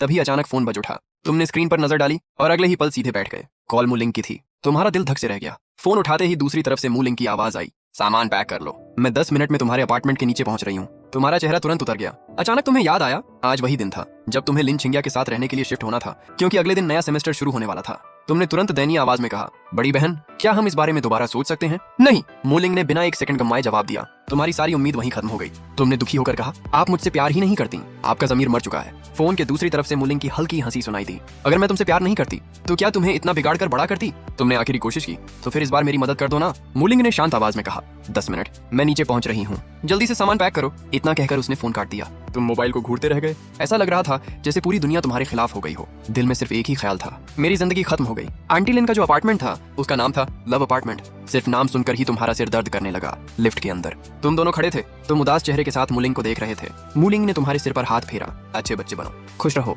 तुमने तुरंत सिर हिला दिया, मैं बिल्कुल खुश नहीं हूँ। मु लिंग मुस्कुराई, अच्छा, अगर तुम मुस्कुरा दो तो मैं तुम्हें ज्यादा पॉकेट मनी दूंगी। तुम्हारी आंखें तुरंत चमक उठी। सच में? अब तक तो तुम मुझे महीने के सिर्फ 20,000 युआन देती थी। मु लिंग ने हंसते हुए तुम्हारे सिर पर थपकी दी। हाँ, इस बार उससे ज्यादा मिलेगा। तुम्हारा चेहरा तुरंत खिल उठा। फिर उत्साहित होकर पूछा, कितना दोगी? वो खूबसूरत लड़की इतनी प्यारी थी कि तुम्हें हमेशा डर रहता था कहीं उसका पहला किस किसी और को न मिल जाए। इसलिए विदेश जाने से 1 रात पहले तुमने उसे दीवार के कोने में रोक लिया था और उसे जोर से किस कर लिया था। उधर मु लिंग कुछ देर सोचती रही, फिर बोली, ठीक है, इस महीने तुम्हारी पॉकेट मनी 1,000 युआन बढ़ा दूंगी। तुम्हारा चेहरा तुरंत उतर गया। बस 1,000? इतने से क्या होने वाला है? तभी लिफ्ट का दरवाजा खुल गया। मु लिंग तुम्हारा सूटकेस लेकर बाहर निकली और सीधे अपार्टमेंट के दरवाजे तक पहुंच गई। डोरबेल बजते ही दरवाजा खुला। आंटी लिन खुशी से बोली, अरे छोटे भाई आ गए, जल्दी अंदर आओ। अंदर आते ही आंटी लिन ने तुम्हारे लिए नई चप्पलें निकाल दी। उधर लिन छिंगिया सोफे पर बैठी गेम खेल रही थी। आंटी लिन ने तुरंत आवाज लगाई, छिंगिया, गेम बाद में खेलना, पहले मु लिंग के लिए मिनरल वाटर लेकर आओ और छोटे भाई के लिए कोला, उसे वही पसंद है। फिर उन्होंने मु लिंग की तरफ देखा। मु लिंग, अगर मुझे सही याद है तो तुम सिर्फ मिनरल वाटर पीती हो ना? मु लिंग ने मुस्कुराकर सिर हिला दिया। धन्यवाद आंटी। तुमने भी जल्दी से अपना उदास चेहरा छुपाया और अच्छे बच्चे की तरह बोले, धन्यवाद आंटी। आंटी लिन हंस पड़ी, कितनी बार कहा है, मुझसे इतना फॉर्मल मत हुआ करो। थोड़ी देर बाद तुमने कोला के बस 2 घूंट ही पिए थे कि आंटी लिन अचानक खड़ी हो गई। अरे हाँ, मैं तुम्हें तुम्हारा कमरा दिखाना तो भूल ही गई, चलो मेरे साथ। तुम बिना सोचे उनके पीछे चल दिए। कमरे के सामने पहुंचकर आंटी लिन ने बड़े उत्साह से दरवाजा खोला। देखो, ये है तुम्हारा कमरा। कमरा देखते ही तुम्हारी आंखें चमक उठी। पूरा कमरा तुम्हारी पसंद के हिसाब से सजाया गया था। गर्म रंग, आरामदायक फर्नीचर और शानदार सजावट। तुम सच में खुश हो गए। धन्यवाद आंटी। लेकिन अगले ही पल तुम्हारे दिमाग में बिजली सी कौन थी। तुमने कमरे को फिर से ध्यान से देखा, फिर आंटी लिन की तरफ घबरा कर देखा। तुम्हारी आवाज तक कांपने लगी। रुकिए, आपने अभी क्या कहा? हमारा कमरा? आंटी, आप मजाक कर रही है ना? उधर लिन छिंगिया भी चौंक गई। माँ, आपने हद कर दी। लेकिन आंटी लिन बिल्कुल शांत थी। हद कैसी? इसमें क्या बुरा है? ये कमरा मैंने खास तुम्हारे और छोटे भाई के लिए बनवाया है। देश के सबसे मशहूर डिजाइनर से डिजाइन करवाया है और तुम दोनों को पसंद भी नहीं आया। आंटी लिन ने नाराज होकर कहा, सच में? मैंने इतने प्यार से सब तैयार किया और तुम लोग मुझे ही डांट रहे हो। कभी कभी लगता है मेरे अपने बच्चे ही सबसे बड़े नालायक हैं। अगर चुन सकती तो छोटे भाई जैसा बेटा ही रख लेती। ये सुनते ही तुम और लिन छिंगिया दोनों चुप हो गए। कोई भी आगे कुछ बोलने की हिम्मत नहीं कर पाया। लिन छिंगिया साफ दिख रही थी कि कुछ कहना चाहती है, लेकिन आखिर में उसने भी चुप रहना ही बेहतर समझा। ये देखकर तुम्हारे चेहरे पर हल्की मुस्कान आ गई। अभी थोड़ी देर पहले तुम्हें डांट पड़ रही थी, अब उसकी बारी थी। आंटी लिन ने तुम्हारी तरफ देखकर समझाया, छोटे भाई, मैंने ये सब इसलिए किया है ताकि तुम और छिंगिया एक दूसरे के और करीब आ सको। और वैसे भी जब तुम दोनों छोटे थे तब भी तो एक ही कमरे में रहते थे। ये सुनकर तुम अचानक चुप हो गए क्योंकि तुम्हें वो दिन आज भी अच्छी तरह याद थे। तुम्हें अचानक बचपन की बातें याद आ गईं। उस समय तुम्हारा और छिंगिया का बिस्तर एक दूसरे से आधे मीटर से भी कम दूरी पर होता था। लेकिन याद करते करते तुम अचानक रुक गए क्योंकि अब इस कमरे में भी दोनों बिस्तरों के बीच की दूरी लगभग उतनी ही थी। तुम्हारे दिल पर जैसे चोट लगी। इतने साल गुजर गए लेकिन हालात फिर वहीं आकर खड़े हो गए थे। तुमने मजबूरी वाली मुस्कान बनाकर कहा, लेकिन आंटी, वो सब तब की बात थी जब हम छोटे थे। अब हम दोनों बड़े हो चुके हैं। लड़का और लड़की एक ही कमरे में रहे, ये थोड़ा अजीब नहीं है। तुम पूरी कोशिश कर रहे थे कि बात समझा सको, लेकिन आंटी लिन ने बिल्कुल परवाह नहीं की। उन्होंने हाथ हिलाकर कहा, इसमें अजीब क्या है? जब तक तुम दोनों एक ही बिस्तर पर नहीं सोते तब तक कोई समस्या नहीं है। ये सुनकर तुम्हारा दिमाग सुन्न पड़ गया। उधर लिन छिंगिया ने भी बेबस होकर आंखें बंद कर लीं, लेकिन आंटी लिन अभी रुकी नहीं। उन्होंने मुस्कुराते हुए कहा, वैसे भी भविष्य में तुम दोनों की शादी होनी है, एक दिन तो साथ ही रहना है, तो पहले से आदत पड़ जाएगी। बुरा क्या है? तुम और लिन छिंगिया एक दूसरे को देखने लगे। दोनों के चेहरे पर एक जैसा दर्द था। आंटी लिन ने फिर मुस्कुराकर पूछा, क्या हुआ, कुछ कहना है? तुम्हारे दिल में हजार बातें थीं, लेकिन मुंह से सिर्फ एक ही जवाब निकला, नहीं, कुछ नहीं। उधर लिन छिंगिया ने भी सिर हिला दिया, मुझे भी कुछ नहीं कहना। आंटी लिन संतुष्ट होकर मुस्कुराई, अच्छा तो मैं और मुलिंग चलते हैं, तुम दोनों आराम करो। इतना कहकर वो बाहर निकल गईं। दरवाजा बंद होते ही तुम्हारे चेहरे पर दर्द साफ दिखाई देने लगा। दिल में सिर्फ एक ही ख्याल घूम रहा था, ये सब दिखावा था, सब कुछ पहले से प्लान किया गया था। जाने से पहले आंटी लिन ने एक और चीज तुम्हारे हाथ में थमा दी थी, एक बैंक कार्ड। उन्होंने मुस्कुराकर कहा था, इसमें हर महीने 5 लाख युआन आएंगे, खर्च करने में शर्म मत करना। पहले तो तुमने मना किया था, लेकिन आंटी लिन इतनी जिद पर उतर आई कि आखिर तुम्हें लेना ही पड़ा। अब सोचकर भी तुम्हें हैरानी हो रही थी, हर महीने 5 लाख युआन, इतनी पॉकेट मनी तो कई लोगों की साल भर की कमाई से भी ज्यादा थी। कुछ देर बाद मुलिंग और आंटी लिन दोनों चली गईं। अब पूरे अपार्टमेंट में सिर्फ तुम और लिन छिंगिया बचे थे। तुम दरवाजे के पास खड़े होकर पासवर्ड देख रहे थे। तभी लिन छिंगिया ने अचानक कहा, मेरी माँ भी ना, पासवर्ड भी तुम्हारी जन्मतिथि रख दिया। तुमने बस कंधे उचकाए। फिर दोनों लिविंग रूम में आ गए। तुम सोफे पर बैठकर कोला पी रहे थे। तभी लिन छिंगिया ने गंभीर आवाज में कहा, मुझे लगता है अगर हमें शांति से रहना है तो मैं गेस्ट रूम में शिफ्ट हो जाती हूँ। ये सुनते ही तुमने तुरंत अंगूठा ऊपर कर दिया। सच कहूँ, आज पहली बार मुझे तुम्हारा कोई फैसला समझदारी वाला लगा है। इस फैसले को मेरा पूरा समर्थन है। ये सुनते ही तुम बिजली की रफ्तार से अपने सामान की तरफ भागे। अगले ही पल तुमने सूटकेस उठाया और सीधे मास्टर बेडरूम पर कब्जा कर लिया। कमरा मिलते ही तुम्हारा मूड काफी अच्छा हो गया। तुम आराम से सामान निकालकर सेट करने लगे। लेकिन जैसे ही सूटकेस खोला और कपड़े बाहर निकालने शुरू किए, तभी लिन छिंगिया कमरे में आ गई। उसने तुम्हारी तरफ देखकर पूछा, तुम क्या कर रहे हो? तुमने भौहें सिकोड़ ली, इतनी सी बात भी समझ नहीं आ रही, सामान सेट कर रहा हूँ। लिन छिंगिया ने गहरी सांस ली, अभी मैं पूरे घर का चक्कर लगाकर आई हूँ और मुझे एक बड़ी समस्या मिल गई है। तुम कुछ समझ नहीं पाए। क्या समस्या? लिन छिंगिया ने सीधे कहा, गेस्ट रूम नहीं है, मम्मी ने उसे जिम बना दिया है। तुम कुछ सेकंड के लिए बिल्कुल चुप रह गए। अच्छा खेल गई आंटी लिन, लगता है सब पहले से प्लान था। फिर लिन छिंगिया ने तुम्हारी तरफ देखकर कहा, इसलिए तुम स्टडी रूम में शिफ्ट हो जाओ। ये सुनते ही तुम लगभग उछल पड़े। क्यों? मैं स्टडी रूम में क्यों जाऊं? अगर किसी को जाना है तो तुम जाओ। लिन छिंगिया का चेहरा तुरंत बदल गया, क्योंकि यह मेरा घर है। तुमने तुरंत जवाब दिया, गलत, ये तुम्हारी मम्मी का घर है और अभी अभी उन्होंने मुझे अपना दामाद घोषित किया है, तो हिसाब से देखा जाए ये घर आधा मेरा भी हुआ। ये कहते हुए तुमने दोनों हाथ फैला दिए। तुम्हारा मेरा सब एक ही बात है। लिन छिंगिया का माथा पकड़ने का मन कर गया। मैंने हमेशा सोचा था कि तुम बेशर्म हो, लेकिन आज पता चला मैंने तुम्हें बहुत कम आंका था। तुमने तुरंत जवाब दिया, तुम मुझे बेशर्म कह रही हो और खुद मेहमान को स्टडी रूम में भेज रही हो। ये कैसी मेहमान नवाजी है? लिन छिंगिया गुस्से से तुम्हें घूरती रह गई, लेकिन कुछ बोल नहीं पाई। तुम्हें देखकर ऐसा लग रहा था जैसे बहस में जीतकर तुम्हारी जान में जान आ गई हो। तुमने फिर कहा, बोलो अब चुप क्यों हो? मैंने क्या गलत कहा? लिन छिंगिया ने ठंडी नजरों से देखा, फिर बोली, छोड़ो, तुमसे बहस करना ही बेकार है। इतना कहकर वह बाहर चली गई। तुमने विजेता वाली मुस्कान दी, लेकिन कुछ सेकंड बाद खुद ही शांत हो गए। सच कहें तो बचपन से लेकर आज तक जब भी तुम दोनों की लड़ाई होती थी, अंत में गुस्सा तुम्हें ही ज्यादा आता था। इसलिए इस बार तुमने फैसला किया, बहस यहीं खत्म। इसके बाद तुमने सामान सेट किया और नहाने के लिए बाथरूम में चले गए। लेकिन अंदर पहुंचते ही तुम्हारा चेहरा उतर गया, क्योंकि तुम तौलिया बाहर ही भूल आए थे। सिर्फ तौलिया ही नहीं, कपड़े भी बाहर पड़े थे। कुछ पल तक तुम दरवाजे को घूरते रहे, फिर अपने माथे पर हाथ मार लिया। दिमाग भी कोई चीज होती है जो शायद आज तुम घर पर भूल आए थे। आखिरकार तुम धीरे से दरवाजा खोलकर बाहर झांके। लिन छिंगिया सोफे पर बैठी मोबाइल चला रही थी। तुमने धीरे से आवाज लगाई, लिन छिंगिया। कोई जवाब नहीं आया, ऐसा लग रहा था जैसे उसने सुना ही नहीं। तुमने दांत भींच ली, फिर थोड़ा जोर से बोले, लिन छिंगिया। इस बार उसने मोबाइल नीचे रखा, लेकिन जवाब देने की बजाय आराम से मिनरल वाटर उठाया और एक घूंट पी लिया। तुम्हारा ब्लड प्रेशर बढ़ने लगा। आखिर तुम चिल्ला पड़े, लिन छिंगिया, जानबूझकर मुझे इग्नोर मत करो। अब जाकर उसने तुम्हारी तरफ देखा। उसके चेहरे पर वही शांत एक्सप्रेशन था जो तुम्हें सबसे ज्यादा परेशान करता था, और तुम्हें महसूस हुआ अगर ये सिलसिला ऐसे ही चलता रहा तो एक दिन सच में तुम इस लड़की की वजह से पागल हो जाओगे। वो खूबसूरत लड़की बचपन से तुम्हारे साथ पड़ी हुई थी। तुम्हें हमेशा डर रहता था कि कहीं कोई और उससे पहले उसका दिल ना जीत ले। इसीलिए विदेश जाने से एक रात पहले तुमने उसे दीवार के कोने में रोक लिया था। लेकिन अभी हालात अलग थे। इस समय तुम्हें उसी लड़की से मदद मांगनी पड़ रही थी। तुमने अपना गुस्सा दबाया और चेहरे पर जबरदस्ती मुस्कान लाई। छिंगिया, मुझे तुमसे एक छोटा सा काम है। लिन छिंगिया आराम से सोफे पर टिक गई, लेकिन मेरा मन नहीं है तुम्हारी मदद करने का। तुमने दांत भींच ली। दिल में तो हजार बातें चल रही थीं, लेकिन चेहरे पर मुस्कान बनाए रखी।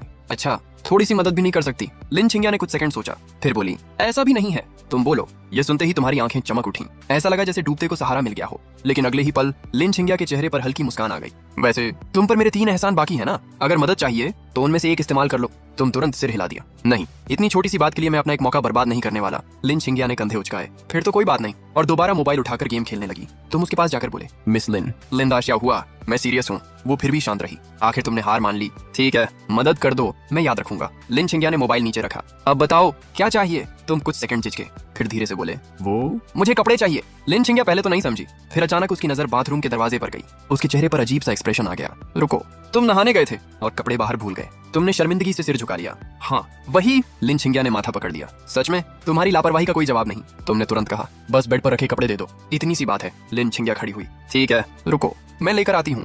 तुम बाथरूम के दरवाजे के पीछे खड़े होकर इंतजार करने लगे और मन ही मन सोचने लगे, अगर ये बात किसी और को पता चल जाती तो मेरी सारी इज्जत खत्म हो जाती। लगभग 1 मिनट बाद लिन चिंग्या तुम्हारा सफेद बाथरोब लेकर बाथरूम के दरवाजे तक आई। तुमने जल्दी से दरवाजा खोला और उसके हाथ से बाथरोब ले लिया। धन्यवाद, इतना कहकर तुमने फौरन दरवाजा बंद कर लिया। लेकिन कुछ देर बाद तुम्हें एहसास हुआ कि वो गई नहीं है। वो बाहर दीवार से टिक कर खड़ी थी। फिर उसकी आवाज अंदर आई, ओए ब्लैक हार्ट, जल्दी बाहर आ। ब्लैक हार्ट उसका तुम्हारे लिए रखा हुआ निजी निकनेम था। तुमने झुंझलाकर कहा, क्या है अब? लिन चिंग्या हंसते हुए बोली, इतनी देर क्या कर रहे हो? बाहर आकर अपने पिताजी को सलाम नहीं करोगे? तुमने आंखें घुमा ली। कुछ मिनट बाद तुम बाल सुखाते हुए बाहर निकले। तभी लिन चिंग्या ने तुम्हें ऊपर से नीचे तक देखा और अचानक बोली, तुम्हें नहीं लगता सफेद रंग तुम पर सूट नहीं करता? तुम तुरंत रुक गए। क्यों नहीं करता? तुम्हारी आंखों में दिक्कत है क्या? लिन चिंग्या ने सोचने का नाटक किया, फिर बोली, सफेद रंग धूप और गर्मजोशी की निशानी होता है, लेकिन तुम्हारा स्वभाव तो बिल्कुल उल्टा है, इसलिए मैच नहीं करता। ये सुनते ही तुम्हारा माथा गर्म हो गया। आज पूरे दिन से वो तुम्हें चिढ़ा रही थी और अब फिर शुरू हो गई थी। तुमने हेयर ड्रायर एक तरफ रखा और सीधे उसकी तरफ बढ़ गए। लिन चिंग्या अभी भी मुस्कुरा रही थी। अगले ही पल तुमने उसे पीछे धकेल दिया। वो दीवार से लग गई। एक हाथ उसके कंधे के पास था और दूसरा दीवार पर। तुम गुस्से में कुछ बोलने ही वाले थे कि अचानक दरवाजा खुल गया। तुम दोनों एक साथ चौंक कर मुड़े। दरवाजे पर आंटी लिन खड़ी थी। वो जूते बदलते हुए मुस्कुरा रही थी। अरे मेरी याददाश्त भी ना, मैं इतनी जल्दी में निकली कि अपना वॉलेट ही भूल गई। मैं बस लेने वापस आई थी, लेकिन अगले ही पल उनकी नजर तुम दोनों पर पड़ी और उनकी आवाज अचानक रुक गई। पूरा कमरा कुछ सेकंड के लिए बिल्कुल शांत हो गया। तुम और लिन चिंग्या भी वहीं जम गए, जैसे किसी ने समय रोक दिया हो। आंटी लिन ने पहले तुम दोनों को देखा, फिर तुम्हारी पोजीशन देखी, फिर उनके चेहरे पर धीरे धीरे एक बेहद उत्साहित मुस्कान फैल गई। ओह, तो मैं गलत समय पर आ गई क्या? तुम्हारा दिमाग पूरी तरह खाली हो चुका था। तुम समझ ही नहीं पाए कि क्या बोलो। उधर लिन चिंग्या सबसे पहले होश में आई। माँ, ऐसा बिल्कुल नहीं है जैसा आप सोच रही हैं। लेकिन आंटी लिन ने उसकी बात सुनी ही नहीं। वो जल्दी जल्दी अपना वॉलेट उठाने लगी। ठीक है, मैं कुछ नहीं देख रही, तुम लोग जारी रखो। इतना कहकर वो लगभग भागते हुए बाहर निकल गई। दरवाजा बंद होते ही लिन चिंग्या का चेहरा लाल हो चुका था और तुम्हारे चेहरे का हाल भी कुछ अलग नहीं था। उधर लिफ्ट में पहुंचते ही आंटी लिन ने उत्साह में फोन निकाल लिया। उन्होंने तुरंत अपनी दोस्त को कॉल लगाया। हेलो, तुम यकीन नहीं करोगी, मैंने अभी क्या देखा है। हमारे दोनों बच्चों की प्रोग्रेस उम्मीद से कहीं ज्यादा तेज निकली। फोन के दूसरी तरफ से हंसी की आवाज आई और आंटी लिन पूरे जोश के साथ अभी अभी हुई घटना सुनाने लगी। उधर लिफ्ट में खड़ी आंटी लिन अभी भी हंसना बंद नहीं कर पा रही थी। उन्होंने फोन पर उत्साह से कहा, अभी तो शाम के 6 भी नहीं बजे और ये दोनों बच्चे इतनी जल्दी में हैं। मुझे तो अब पूरा यकीन हो गया है, ये दोनों काफी समय से हमें बेवकूफ बना रहे थे। फोन के दूसरी तरफ से हंसी की आवाज आई। आंटी लिन ने आगे कहा, मेरे सामने तो ऐसे एक्टिंग करते हैं जैसे एक दूसरे को बिल्कुल पसंद नहीं करते, लेकिन जैसे ही मौका मिला सीधे कमरे में रोमांस शुरू। मैं तो पहले से शक कर रही थी, कई बार जानबूझकर इशारे भी किए, लेकिन दोनों ऐसे बनते रहे जैसे कुछ पता ही नहीं। फोन की दूसरी तरफ से फिर हंसी सुनाई दी। आंटी लिन भी मुस्कुरा उठी। सच कहूं, इतनी छोटी उम्र में इतनी शानदार एक्टिंग, मैं भी प्रभावित हो गई। उधर अपार्टमेंट में दरवाजा बंद होते ही तुम्हारी जान वापस आई। अगले ही पल तुम जोर से चिल्लाए, लिन चिंग्या, मैं तुम्हें नहीं छोड़ूंगा। इतना कहकर तुम उसकी तरफ झपट पड़े, लेकिन तुम्हारा हाथ आगे बढ़ते ही लिन चिंग्या ने आराम से पकड़ लिया। तुमने दूसरा हाथ चलाया, वो भी पकड़ लिया गया। गुस्से में तुमने पैर से हमला करने की कोशिश की, लेकिन इससे पहले कि तुम कुछ कर पाते लिन चिंग्या हंस पड़ी।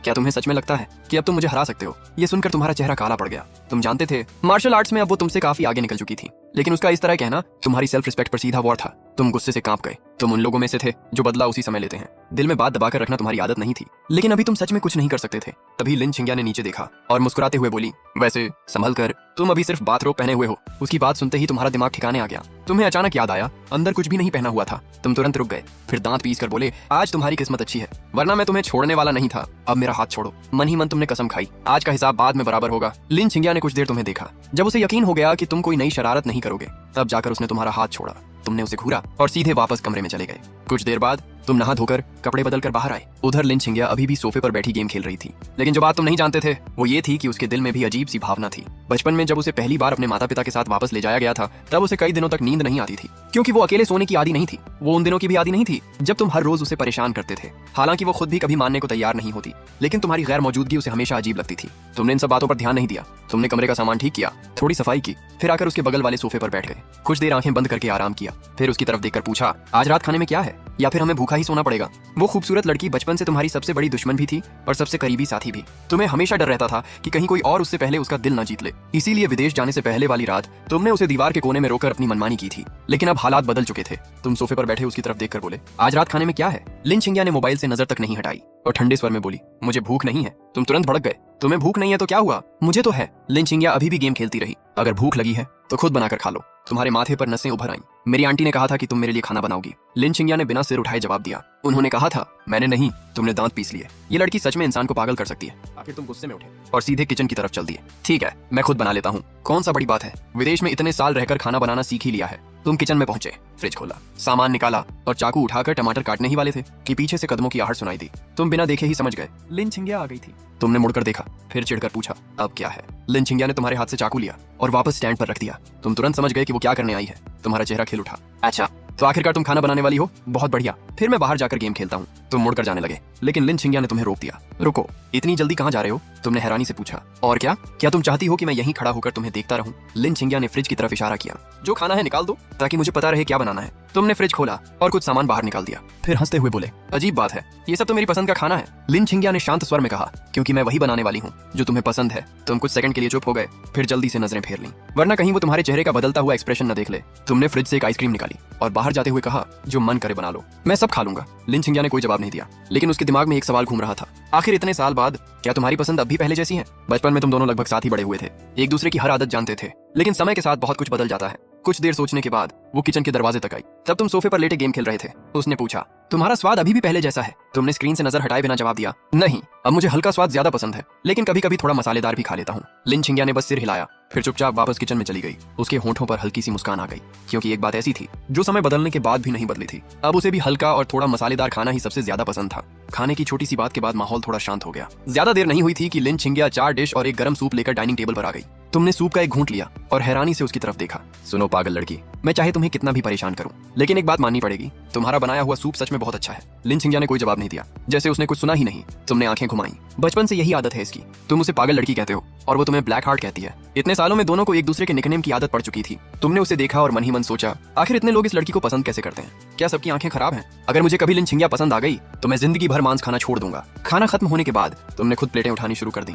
लिन छिंगिया दरवाजे के पास बैठी पानी पी रही थी। उसने पूछा, घर में डिशवॉशर है? फिर हाथ से बर्तन क्यों धो रहे हो? तुमने प्लेट पर जमी चिकनाई साफ करते हुए कहा, क्योंकि हाथ से ज्यादा जल्दी साफ हो जाते हैं। लिन छिंगिया ने भौहें चढ़ाई। कल नौकरानी आकर धो लेगी। तुमने सिर हिलाया। छोटी सी बात के लिए किसी और को परेशान करने की जरूरत नहीं। कुछ पल चुप रहने के बाद लिन छिंगिया ने अचानक पूछा, विदेश में रहते हुए भी तुम घर के काम करते थे? तुमने आराम से जवाब दिया, हाँ, हफ्ते में कम से कम एक बार तो करता ही था। बाकी काम भी जितना हो सके खुद कर लेता था। लिन छिंगिया कुछ सेकंड तक तुम्हें देखती रही, फिर बिना कुछ कहे पानी की बोतल उठाई और किचन से बाहर चली गई। तुम उसे जाते हुए देखते रह गए और मन ही मन बड़बड़ाए, ऐसा लग रहा है जैसे मैं दीवार से बात कर रहा था। अगली सुबह के ठीक 6 बजे तुम गहरी नींद में सो रहे थे, तभी कानों में एक जानी पहचानी आवाज गूंजी, ओए ब्लैक हार्ट, उठ जाओ। तुमने करवट बदली और कंबल सिर तक खींच लिया, लेकिन अगले ही पल लिन छिंगिया ने कंबल खींचकर हटा दिया। तुम बिखरे बालों के साथ गुस्से में उठ बैठे, तकिया उठाया और पूरी ताकत से उसकी तरफ फेंक दिया। क्या मुसीबत है? सुबह सुबह क्यों परेशान कर रही हो? लिन छिंगिया ने आसानी से तकिया पकड़ लिया और वापस तुम्हारे सिर पर मार दिया। मुगे, आज स्कूल का पहला दिन है, भूल गए क्या? तकिया सिर पर लगते ही तुम्हारी नींद उड़ गई। तुमने माथा पकड़ा, ओह, सच में भूल गया था। लिन छिंगिया ने गहरी सांस ली,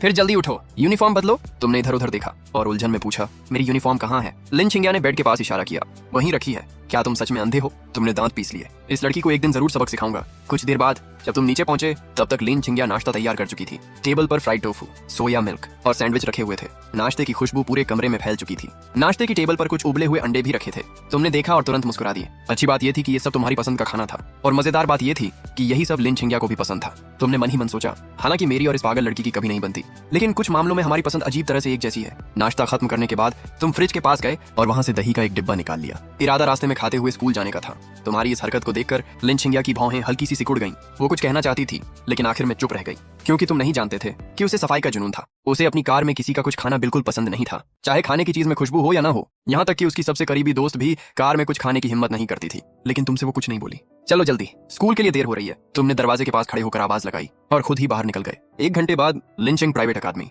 जैसे ही लिन छिंगिया की कार स्कूल के गेट के अंदर दाखिल हुई, आसपास खड़े लड़कों में हलचल मच गई।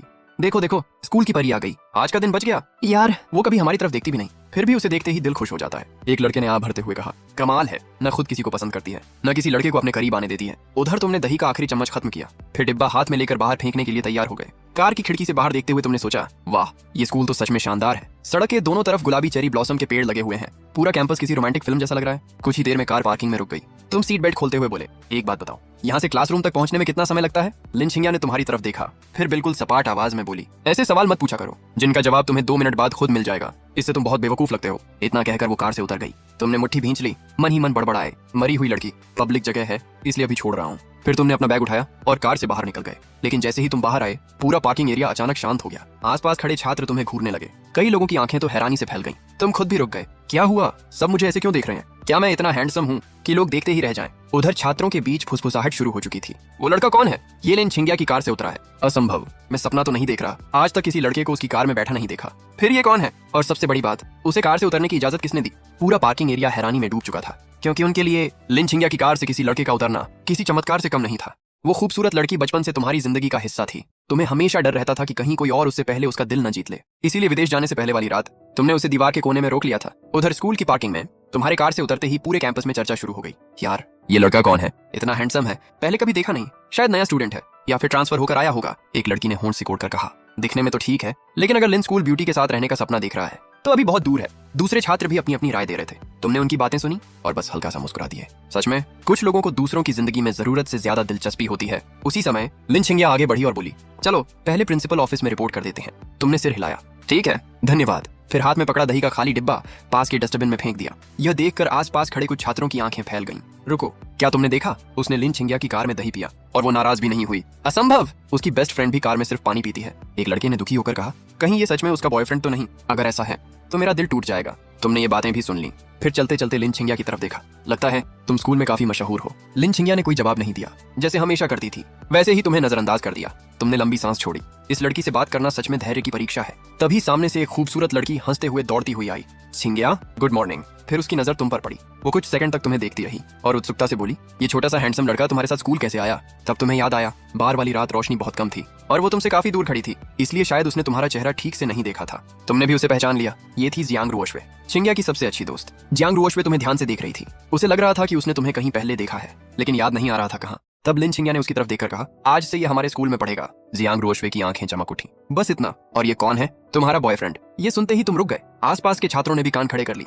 सब जवाब सुनना चाहते थे। लिन छिंगिया ने बिना किसी भाव के आगे कदम बढ़ाया और सिर्फ 2 शब्द कहे, बिल्कुल नहीं। जियांग रुओशवे तुरंत और ज्यादा उत्साहित हो गई, क्योंकि अब उसे यकीन हो गया था कि इन दोनों के बीच जरूर कोई दिलचस्प कहानी छिपी हुई है। जियांग रुओशवे को तो पहले से ही लिन छिंगिया के ठंडे स्वभाव की आदत थी, इसलिए उसे बिल्कुल बुरा नहीं लगा, बल्कि वह मुस्कुराते हुए तुम्हारी तरफ मुड़ी। उसने आंख मारते हुए पूछा, छोटे हैंडसम, सच सच बताओ, तुम्हारा और हमारी छिंगिया का क्या रिश्ता है? तुम्हारे होंठों पर शरारती मुस्कान आ गई। तुमने आराम से हाथ बढ़ाकर लिन छिंगिया के कंधे पर रख दिया।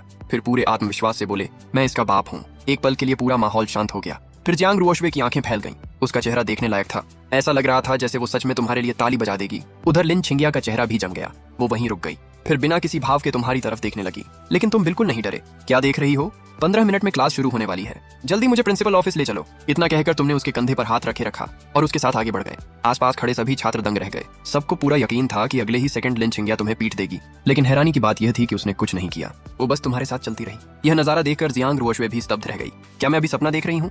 उधर बाकी छात्र भी फुसफुसाने लगे, ये लड़का आखिर है कौन? इतनी हिम्मत? लिन स्कूल ब्यूटी के कंधे पर हाथ रख दिया और वो नाराज भी नहीं हुई। आज तो सच में चमत्कार हो गया। उसी समय भीड़ से थोड़ा दूर चेरी ब्लॉसम के पेड़ के नीचे एक बेहद खूबसूरत लड़की खड़ी थी।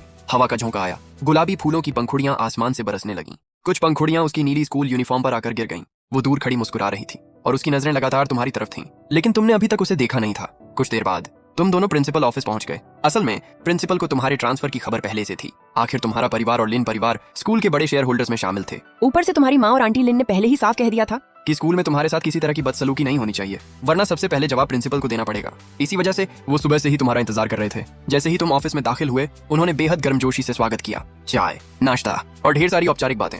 लगभग आधा घंटा इसी में निकल गया। आखिरकार क्लास शुरू होने का समय हो गया। तब प्रिंसिपल तुम्हें लेकर अकादमिक ऑफिस पहुंचे। वहाँ एक युवा क्लास टीचर पहले से इंतजार कर रही थी। प्रिंसिपल मुस्कुराए, मैडम, आज से ये छात्र आपकी क्लास में पढ़ेगा, बाकी सब मैं आप पर छोड़ता हूँ। ये कहकर उन्होंने तुम्हारी तरफ देखा और तुम्हारी नई स्कूल लाइफ की शुरुआत हो गई। प्रिंसिपल ने जाते जाते टीचर जी से कहा, कृपया इनका खास ध्यान रखिएगा। टीचर जी ने मुस्कुराकर सिर हिलाया, जी प्रिंसिपल सर। फिर उनकी नजर तुम पर पड़ी। वो एक युवा और खूबसूरत टीचर थीं। उम्र मुश्किल से 25 साल के आसपास होगी। उन्होंने मुस्कुराते हुए कहा, छोटे भाई, अगर पढ़ाई में कभी कोई दिक्कत हो तो बेझिझक मेरे पास आ जाना। तुमने तुरंत सिर हिलाया, जी मैम, धन्यवाद। टीचर जी तुम्हें देखकर मन ही मन हैरान थीं। स्कूल खुलने से पहले ही उन्होंने सुन लिया था कि मू परिवार का सबसे छोटा यंग मास्टर उनकी क्लास में आने वाला है। उस वक्त उन्हें थोड़ा तनाव हुआ था, लेकिन तुम्हें सामने देखने के बाद उनकी सारी चिंता खत्म हो गई। तुम बिल्कुल किसी बिगड़े हुए अमीर लड़के जैसे नहीं लग रहे थे, बल्कि काफी आसान स्वभाव वाले दिखाई दे रहे थे। असल में उनकी क्लास में पहले से ही एक ऐसा छात्र था जिससे पूरा स्कूल परेशान रहता था। उसका नाम था निंग सांग। उसे याद करते ही टीचर जी के सिर में दर्द होने लगा। उन्होंने बस मन ही मन दुआ की कि आने वाले दिनों में तुम्हारा और निंग सांग का टकराव न हो। कुछ देर बाद तुम दोनों क्लास की तरफ बढ़ने लगे।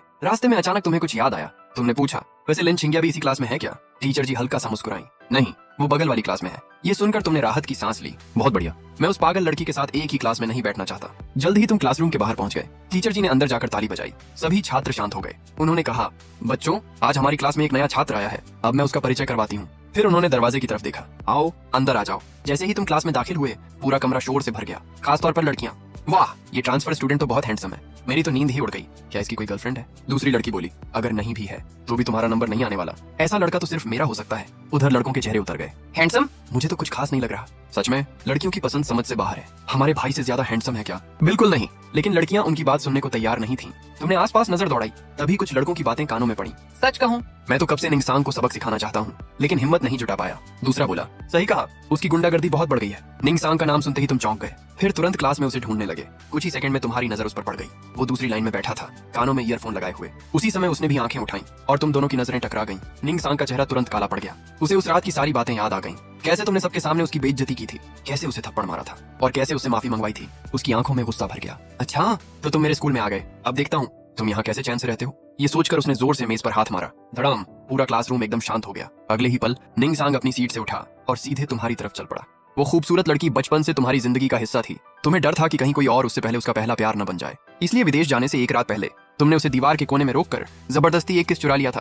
क्लासरूम में अचानक सन्नाटा छा गया। सभी की निगाहें तुम्हारे और निंगसांग के बीच घूम रही थीं। उसी समय बार वाली रात मौजूद कुछ लड़कों ने तुम्हें पहचान लिया। पहले उनके चेहरों पर हैरानी थी, लेकिन अगले ही पल वो मजा देखने वाले दर्शकों की तरह मुस्कुराने लगे। उन्हें समझ आ गया था कि आज फिर कोई बड़ा तमाशा होने वाला है। सबकी नजरों के सामने निंगसांग धीरे धीरे तुम्हारे पास आया। उसके चेहरे पर तिरस्कार भरी मुस्कान थी। मूगे, सही नाम है ना? तुम चुपचाप उसे देखते रहे। अब तुम्हें समझ आया कि इस स्कूल में उसकी इतनी हिम्मत क्यों है। लगता था आधे से ज्यादा लोग उसकी चापलूसी करते थे। निंगसांग ने आगे बढ़कर तुम्हारी यूनिफॉर्म पर लगे नेम टैग को उंगली से छुआ। मूगे, वाह, नाम तो बड़ा शानदार है। उसकी बात सुनकर कुछ छात्र हंस पड़े।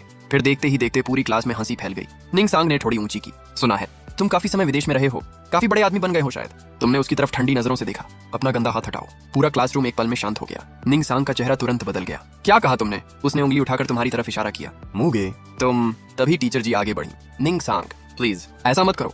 लेकिन उनकी बात पूरी होने से पहले ही निंगसांग ने उन्हें घूर कर देखा। चुप रहिए, ये हमारे बीच की बात है, आप बीच में मत पड़िए। टीचर जी का चेहरा एकदम उतर गया। स्पष्ट था कि वो नाराज थी, लेकिन फिर भी कुछ नहीं बोली, क्योंकि उन्हें पता था निंगसांग को संभालना आसान नहीं है। उन्होंने बस बेबसी से तुम्हारी तरफ देखा, जैसे कहना चाहती हूँ माफ करना, मैं तुम्हारी मदद करना चाहती हूँ, लेकिन अभी नहीं कर सकती। तुमने उनकी तरफ देखा और फिर वापस निंगसांग पर नजर टिकाई। अब तुम्हें समझ आ गया था, इस स्कूल में सिर्फ छात्र ही नहीं, कई टीचर भी उससे डरते हैं, लेकिन तुम्हें कोई फर्क नहीं पड़ा। तुम कभी डरकर पीछे हटने वालों में से नहीं थे।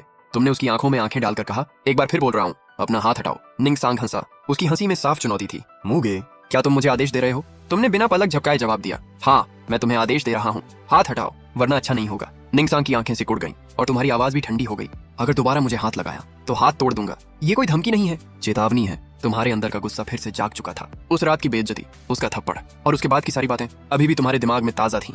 बचपन से तुमने बहुत लड़ाइयां देखी थी। मार खाना भी कोई नई बात नहीं थी, लेकिन किसी ने तुम्हें इस तरह बेइज्जत करने की हिम्मत पहले कभी नहीं की थी। और आज निंगसांग फिर वही गलती करने जा रहा था। निंगसांग खुद ही मुसीबत को बुला रहा था और तुम भी उसे सबक सिखाने के मूड में थे। निंगसांग ने फिर से ठंडी हंसी हंसकर कहा, अच्छा तो करके दिखाओ। उसकी बात खत्म होते ही तुमने बिजली जैसी तेजी से उसका हाथ पकड़ लिया। अगले ही पल उसकी कलाई को जोर से मोड़ दिया। निंगसांग दर्द से चीख पड़ा। मूगे, छोड़ो मुझे। पूरी क्लास का माहौल बदल गया। कई छात्रों की आंखों में खुशी साफ दिखाई दे रही थी। उन्होंने कभी नहीं सोचा था कि कोई निंगसांग के साथ ऐसा भी कर सकता है। उसी समय छू तियानलान अपनी सीट से खड़ा हो गया। लग रहा था कि वो निंगसांग की मदद करने आ रहा है, लेकिन पीछे बैठे एक छात्र ने तुरंत उसका हाथ पकड़ लिया। मत जा, बीच में मत पड़, कहीं खुद ही पिट न जाना, छोड़ मुझे। छू तियानलान ने झटक कर हाथ छुड़ा लिया। पीछे बैठे छात्र का चेहरा तुरंत उतर गया। मैं तो तेरी भलाई के लिए कह रहा था। तू खुद को निंगसांग का कितना खास आदमी समझता है? उसकी नजर में तू इंसान है भी या नहीं, ये भी पक्का नहीं। उधर निंगसांग अभी भी दर्द से तड़प रहा था। मूगे, क्या तुमने मेरी बात नहीं सुनी? उसने दांत भींचते हुए कहा। साथ ही दूसरा हाथ उठाकर तुम्हें मारने की कोशिश की, लेकिन तुम उससे भी तेज निकले। तड़क! एक जोरदार थप्पड़ सीधा उसके चेहरे पर पड़ा। पूरी क्लास में आवाज गूंज गई। सन्नाटा छा गया। सभी छात्र अवाक रह गए। उन्हें लगा था कि निंगसांग तुम्हें मारेगा, लेकिन हुआ बिल्कुल उल्टा। तुमने उसके सामने ही उसे थप्पड़ जड़ दिया। तुमने ठंडी नजरों से उसे देखा। अपनी जुबान संभाल कर बात किया करो, वरना हाथ तोड़ना तो छोड़ो, मुंह भी तोड़ दूंगा। निंगसांग दर्द से एक शब्द भी नहीं बोल पा रहा था। उसकी कलाई तुम्हारी पकड़ में थी। माथे पर ठंडा पसीना आ चुका था। क्लास में जिन छात्रों को उसने पहले परेशान किया था, उनके दिल में पहली बार सुकून महसूस हो रहा था। तभी चू तियानलान तेजी से आगे आया। मूगे, बस करो, हद से ज्यादा मत बढ़ो। वो निंगसांग के सामने खड़ा हो गया और तुम्हें पीछे धकेलने की कोशिश की। निंगसांग इस मौके का फायदा उठाकर पीछे हट गया। लगभग बैठ ही गया था। तुम्हारा गुस्सा अभी भी पूरी तरह शांत नहीं हुआ था, लेकिन जब तुमने चू तियानलान को देखा तो खुद को रोक लिया, क्योंकि साफ दिख रहा था कि ये लड़का बुरा इंसान नहीं है, बस गलत लोगों के साथ घूम रहा है। तुमने उसकी तरफ देखकर कहा, क्लासमेट, सच्चाई जाने बिना किसी का पक्ष मत लिया करो। सबसे पहले झगड़ा उसी ने शुरू किया था। चू तियानलान एक पल के लिए चुप हो गया। तभी उसने आसपास देखा। पूरी क्लास उसे अजीब नजरों से घूर रही थी, जैसे वो ही सबसे बड़ा बेवकूफ हो। उधर निंगसांग की कलाई का दर्द थोड़ा कम हुआ, लेकिन उसके दिल का गुस्सा और बढ़ गया था। सबके सामने बेइज्जत होना उसके लिए सबसे बड़ी चोट थी। पहले बार में, फिर आज क्लासरूम में। 2 बार लगातार उसकी इज्जत मिट्टी में मिल चुकी थी। वो इस अपमान को कैसे सह सकता था? तुम्हारा ध्यान कुछ पल के लिए चू तियानलान पर गया और निंगसांग ने यही मौका पकड़ लिया। उसकी आंखों में नफरत चमक उठी। दांत भींचते हुए वो अचानक एक कदम आगे बढ़ा। जियांग रुओशुए ने तुरंत लिन छिंगिया की तरफ देखा। तुम्हारा ये नया क्यूट दोस्त फिर निंगसांग से भिड़ गया लगता है। लिन छिंगिया ने बिना सिर उठाए शांत आवाज में कहा, वो खुद संभाल लेगा। उधर क्लास 2 का माहौल पूरी तरह गर्म हो चुका था। निंग सांग गुस्से में क्लास छोड़कर जा चुका था, लेकिन पूरी क्लास अभी भी कुछ देर पहले हुए तमाशे की बातें कर रही थी। किसी ने पहली बार निंग सांग को इस हालत में देखा था, किसी ने पहली बार उसे सबके सामने बेइज्जत होते देखा था, और ये सब एक नए ट्रांसफर स्टूडेंट की वजह से हुआ था। तुम बिल्कुल शांत खड़े थे, जैसे कुछ हुआ ही ना हो। टीचर जी ने गहरी सांस ली और क्लास को शांत कराने की कोशिश की, लेकिन छात्रों के चेहरों पर उत्साह साफ दिखाई दे रहा था। कई लड़के मन ही मन खुश थे, क्योंकि निंग सांग सालों से उन्हें परेशान करता आया था। आज पहली बार किसी ने उसके सामने खड़े होने की हिम्मत दिखाई थी। पेई शाओ चुपचाप अपनी सीट पर लौट गई। उसके गाल पर अभी भी निंग सांग के थप्पड़ का निशान मौजूद था। तुमने एक नजर उसकी तरफ देखा। अब तुम्हें यकीन हो गया था कि निंग सांग सिर्फ दूसरों पर ही नहीं, बल्कि अपने करीब रहने वालों पर भी जुल्म करता है। दूसरी तरफ पूरे स्कूल में खबर आग की तरह फैल चुकी थी। एक नया लड़का आया है। वो लिन स्कूल ब्यूटी की कार से उतरा था। उसने निंग सांग को सबके सामने बेइज्जत कर दिया, और निंग सांग उसे जान से मारने की धमकी देकर गया है। कुछ ही मिनटों में लगभग पूरे स्कूल को तुम्हारे बारे में पता चल चुका था, लेकिन तुम्हें इन बातों की कोई परवाह नहीं थी। तुम जानते थे कि ये मामला अभी खत्म नहीं हुआ है। निंग सांग इतनी आसानी से हार मानने वालों में से नहीं था, और बहुत जल्द वो फिर तुम्हारे सामने आने वाला था। जियांग रुओशुए ने उंगली से लिन छिंगिया की मेज थपथपाई। अरे मैं तुमसे बात कर रही हूँ। लिन छिंगिया ने आखिरकार पेन नीचे रखा और उसकी तरफ देखा। इससे मेरा क्या लेना देना है, और वैसे भी वो मेरे परिवार का सदस्य नहीं है। जियांग रुओशुए ने चिंता से कहा, तुम निंग सांग का स्वभाव जानती हो, जल्दी से उसे कोई खबर कर दो, नहीं तो तुम्हारा वो क्यूट सा दोस्त बड़ी मुसीबत में पड़ जाएगा। इतना कहकर वह अचानक रुक गई। उसे याद आया कि लिन छिंगिया ने कभी भी स्कूल के किसी लड़के का नंबर या कॉन्टैक्ट सेव नहीं किया था। लिन छिंगिया ने बेबसी से सिर हिलाया। चिंता मत करो, मेरे बिना भी वो निंग सांग को अच्छे से संभाल सकता है। जियांग रुओशुए हैरान रह गई। वो ब्लैक हार्ट वाला? लिन छिंगिया के होंठों पर हल्की मुस्कान आ गई। एक बात बताऊं, शायद तुम्हें यकीन न हो, अगर मुंह के सच में निंग सांग से भिड़ गया तो निंग सांग की मानसिक हालत खराब हो जाएगी। जियांग रुओशुए की आंखें फैल गईं।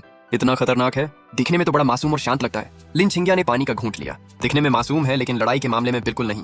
वो कराटे में ब्लैक बेल्ट है और नेशनल कराटे चैंपियनशिप का ओवरऑल चैंपियन भी रह चुका है। अगर उसने सच में हाथ उठा दिया तो निंग सांग का बचना मुश्किल होगा। जियांग रुओशुए ने घबराकर लार निकली। लेकिन निंग सांग भी कोई साधारण इंसान नहीं है।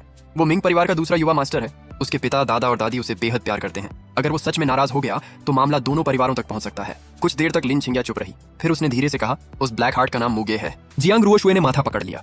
क्या तुम एक बार में पूरी बात नहीं बता सकती? लिन छिंगिया ने हल्की सांस छोड़ी। मुगे 4 महान परिवारों में से एक मु परिवार का युवा मास्टर है। ये सुनते ही जियांग रुओशुए पूरी तरह सन्न रह गई। क्या मतलब इस स्कूल में अब 4 बड़े परिवारों में से 3 परिवार मौजूद हैं? लिन परिवार से तुम, मई परिवार से मई शिनयान, और मु परिवार से मुगे। फिर उसने कहा, अब सिर्फ छिन्न परिवार की दूसरी युवा मिस बाकी है, लेकिन सुना है कि वो अपने परिवार के एलीट स्कूल में पढ़ती है। मैंने उसे एक बार एक बिजनेस पार्टी में देखा था। जियांग रुओशुए की आवाज धीमी हो गई। सच कहूं तो उसकी मौजूदगी इतनी जबरदस्त थी कि लोग उसे देखते ही रह जाते थे। यहाँ तक कि कई लोग कहते हैं कि उसकी आभा लिन छिंगिया से भी ज्यादा प्रभावशाली है। ये सुनकर लिन छिंगिया कुछ नहीं बोली। उसने बस खिड़की के बाहर देखा, जैसे उसे भी उस रहस्यमयी लड़की की याद आ गई हो। अगर स्कूल में कोई भी तुम्हें परेशान करे तो तुरंत मुझे बताना। तुम्हें पता है ना, तुम्हारी आंटी तुम्हारे मामले में बिल्कुल भी समझौता नहीं करती। तुम हंसते हुए बोले, आंटी मैं ठीक हूँ, अभी तक तो सब बढ़िया चल रहा है। आंटी लिन ने संतोष की सांस ली। ठीक है, बस अपना ध्यान रखना, और हाँ, आज स्कूल से लौटते समय केंगिया के साथ ही वापस आना। जी आंटी। फोन कटने के बाद तुमने मोबाइल जेब में रखा और प्रिंसिपल ऑफिस की तरफ बढ़ गए। नया यूनिफॉर्म लेने के बाद जब तुम वापस क्लास की ओर लौट रहे थे, तभी मोबाइल फिर से वाइब्रेट हुआ। तुमने स्क्रीन देखी, मैसेज भेजने वाली थी, लिन केंगिया। तुम थोड़ा हैरान हुए, क्योंकि आमतौर पर वो तुम्हें मैसेज करने से ज्यादा लड़ना पसंद करती थी। मैसेज में लिखा था, तुम्हारा और निंग सांग का मामला क्या है? तुम्हारे होंठों पर हल्की मुस्कान आ गई। तुमने तुरंत जवाब टाइप किया, तुम्हें मेरी चिंता हो रही है? कुछ सेकंड बाद रिप्लाई आया, सपने में भी नहीं। तुम मुस्कुराए। फिर पूछ क्यों रही हो? इस बार जवाब आने में थोड़ा समय लगा। जियांग रुओशुए परेशान कर रही थी। तुमने स्क्रीन की तरफ देखते हुए सिर हिलाया। ओह, तो तुम खुद नहीं पूछ रही थी? नहीं। झूठी। मैसेज भेजते ही सामने से 3 बिंदु दिखाई देने लगे। स्पष्ट था कि लिन केंगिया फिर से तुमसे बहस करने वाली थी।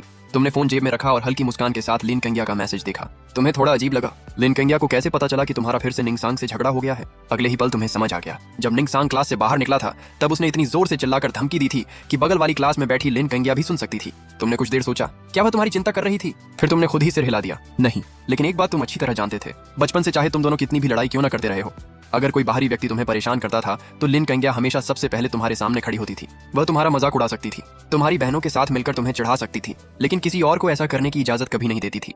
तुम्हें हमेशा लगता था कि उसके लिए तुम उस पालतू बिल्ली जैसे हो जिसे घर वाले खुद चाहे जितना डांट लें, लेकिन कोई बाहरी हाथ लगाए तो बर्दाश्त नहीं होता। ये सोचकर तुमने जवाब भेजा, बाद में बताऊंगा। फिर दूसरा मैसेज टाइप किया, निंग सांग ने मेरी यूनिफॉर्म फाड़ दी, नई लेने प्रिंसिपल ऑफिस जा रहा हूँ। मैसेज भेजने के बाद तुम प्रिंसिपल ऑफिस के दरवाजे तक पहुंचे। तुमने दरवाजा खटखटाया और अंदर चले गए, लेकिन अंदर का दृश्य देखकर तुम थोड़े रुक गए। प्रिंसिपल किसी काम में व्यस्त थे। उनके सामने एक युवक और एक युवती बैठे हुए थे। तुम सोच ही रहे थे कि बाद में आ जाओ, तभी प्रिंसिपल की नजर तुम पर पड़ी। उनका चेहरा तुरंत खिल उठा। अरे मुगे, इस समय तो क्लास चल रही है, तुम यहाँ कैसे? तुम कुछ बोल पाते उससे पहले उनकी नजर तुम्हारी यूनिफॉर्म पर गई। ये क्या हुआ? प्रिंसिपल लगभग कुर्सी से उठ खड़े हुए। तुम्हारी यूनिफॉर्म किसने फाड़ी? तुमने झिझकते हुए कहा। एक छात्र से थोड़ा विवाद हो गया था। कौन छात्र? प्रिंसिपल का चेहरा गंभीर हो गया। उधर सामने बैठी लड़की तुम्हें गौर से देख रही थी। वह हल्का मुस्कुराई। तुम क्लास 2 के नए ट्रांसफर स्टूडेंट हो ना? तुमने सिर हिलाया। हाँ। तो फिर जिसने तुम्हारी यूनिफॉर्म फाड़ी है वो निंग सांग ही होगा। तुम थोड़ा हैरान हुए। आपको कैसे पता? लड़की मुस्कुराई लेकिन जवाब नहीं दिया। उसने सिर्फ बगल में बैठे युवक की तरफ देखा। मैंने कहा था ना। फिर वही निंगसांग। प्रिंसिपल का चेहरा तुरंत बदल गया। क्या निंगसांग? अभी तक जो आदमी मुस्कुरा रहा था वह अचानक परेशान दिखने लगा। उन्होंने जल्दी से तुम्हारी तरफ देखा। मुगे, जरा पूरी बात बताओ, क्लास में आखिर हुआ क्या था? अब कमरे में मौजूद सभी लोगों की नजरें तुम पर टिक चुकी थीं। तुमने लिन मो और सी जियाओ जियाओ की मौजूदगी की परवाह नहीं की। वैसे भी इसमें छिपाने जैसा कुछ था नहीं। तुमने सीधे कहा, मेरा उस निंगसांग से थोड़ा पुराना हिसाब है। उसने मुझे देखते ही झगड़ा शुरू कर दिया। फिर जब मुझसे नहीं निपट पाया तो मेरी यूनिफॉर्म फाड़ दी। प्रिंसिपल ने यह सुनकर राहत की सांस ली। ऐसा लगा जैसे उनके दिल से कोई बड़ा बोझ उतर गया हो। उन्होंने छाती थपथपाई और धीरे से कहा, ठीक है। निंगसांग ने तुम्हें घायल नहीं किया और तुमने भी उसे ज्यादा चोट नहीं पहुंचाई। मतलब तुम दोनों ठीक हो ना? तुमने शांत स्वर में जवाब दिया, मैं तो ठीक हूँ, लेकिन मैंने उसे एक थप्पड़ मारा था और उसकी पैंट भी खींच दी थी। कमरे में अचानक सन्नाटा छा गया। सी जियाओ जियाओ जोर से खांस पड़ी। लिन मो ने भी पानी पीते पीते खांसना शुरू कर दिया। उधर प्रिंसिपल तो लगभग पानी उगल ही बैठे। उन्होंने जल्दी से टिश्यू निकाला और मुंह साफ किया। फिर अविश्वास से तुम्हारी तरफ देखने लगे। क्या कहा? तुमने निंगसांग को मारा? तुमने बिल्कुल सामान्य चेहरे से सिर हिलाया। हाँ, और जाते जाते उसने कहा कि वो मुझे मार डालेगा, लेकिन कौन किसे मारेगा ये अभी तय नहीं है। प्रिंसिपल का चेहरा तुरंत पीला पड़ गया। पहले से ही एक निंगसांग उनके लिए सिरदर्द था। अब उसके सामने तुम भी आ गए थे। दोनों का एक साथ होना किसी आपदा से कम नहीं लग रहा था। सी जियाओ जियाओ तुम्हें दिलचस्पी से देखने लगी। उसकी आंखों में साफ उत्सुकता थी। तुम सच में दिलचस्प इंसान हो। उसी समय लिन मो ने गंभीर स्वर में कहा, मुगे, मैं तुम्हें एक सलाह देना चाहता हूँ। निंगसांग कोई साधारण व्यक्ति नहीं है। स्कूल के अंदर ही नहीं, बाहर भी उसका प्रभाव बहुत बड़ा है। इसलिए बेहतर होगा कि तुम उससे दूरी बनाकर रखो। तुम मन ही मन मुस्कुराए। दूरी? अगर दूरी से समस्या हल होती तो शायद बात यहाँ तक पहुंचती ही नहीं, लेकिन तुमने कुछ नहीं कहा। लिन मो ने तुम्हारी आंखों का भाव देखा। उसे समझ आ गया कि तुम उसकी बात मानने वाले नहीं हो, इसीलिए वह चुप हो गया। प्रिंसिपल ने घबराकर तुम्हारी तरफ देखा। उनकी सांसें तक थोड़ी तेज हो गई थीं। तो मुगे, अब तुम इस मामले को कैसे संभालने वाले हो? पूरे कमरे में एक बार फिर खामोशी छा गई। सब तुम्हारे जवाब का इंतजार कर रहे थे। सी जियाओ जियाओ ने भी अपना मोबाइल निकाल लिया। छोटे भाई, मेरा भी कांटेक्ट सेव कर लो। अगर स्कूल में किसी ने तुम्हें परेशान किया तो सीधे मुझे बताना। तुम मुस्कुराकर सिर हिलाते हो और उसका भी कांटेक्ट जोड़ लेते हो। स्कूल यूनिफॉर्म लेने के रास्ते में सी जियाओ जियाओ बार बार तुम्हें उत्सुकता से देखती रही। वैसे तुम सच में कमाल हो। वह हंसते हुए बोली, स्कूल में इतने सालों में मैंने पहली बार किसी को निंगसांग को थप्पड़ मारते और उसकी पैंट खींचते देखा है। तुमने कंधे उचकाए। उसने पहले मुझे उकसाया था, लिन मो हल्की मुस्कान के साथ बोला, लेकिन फिर भी तुम्हारी हिम्मत सच में बहुत बड़ी है।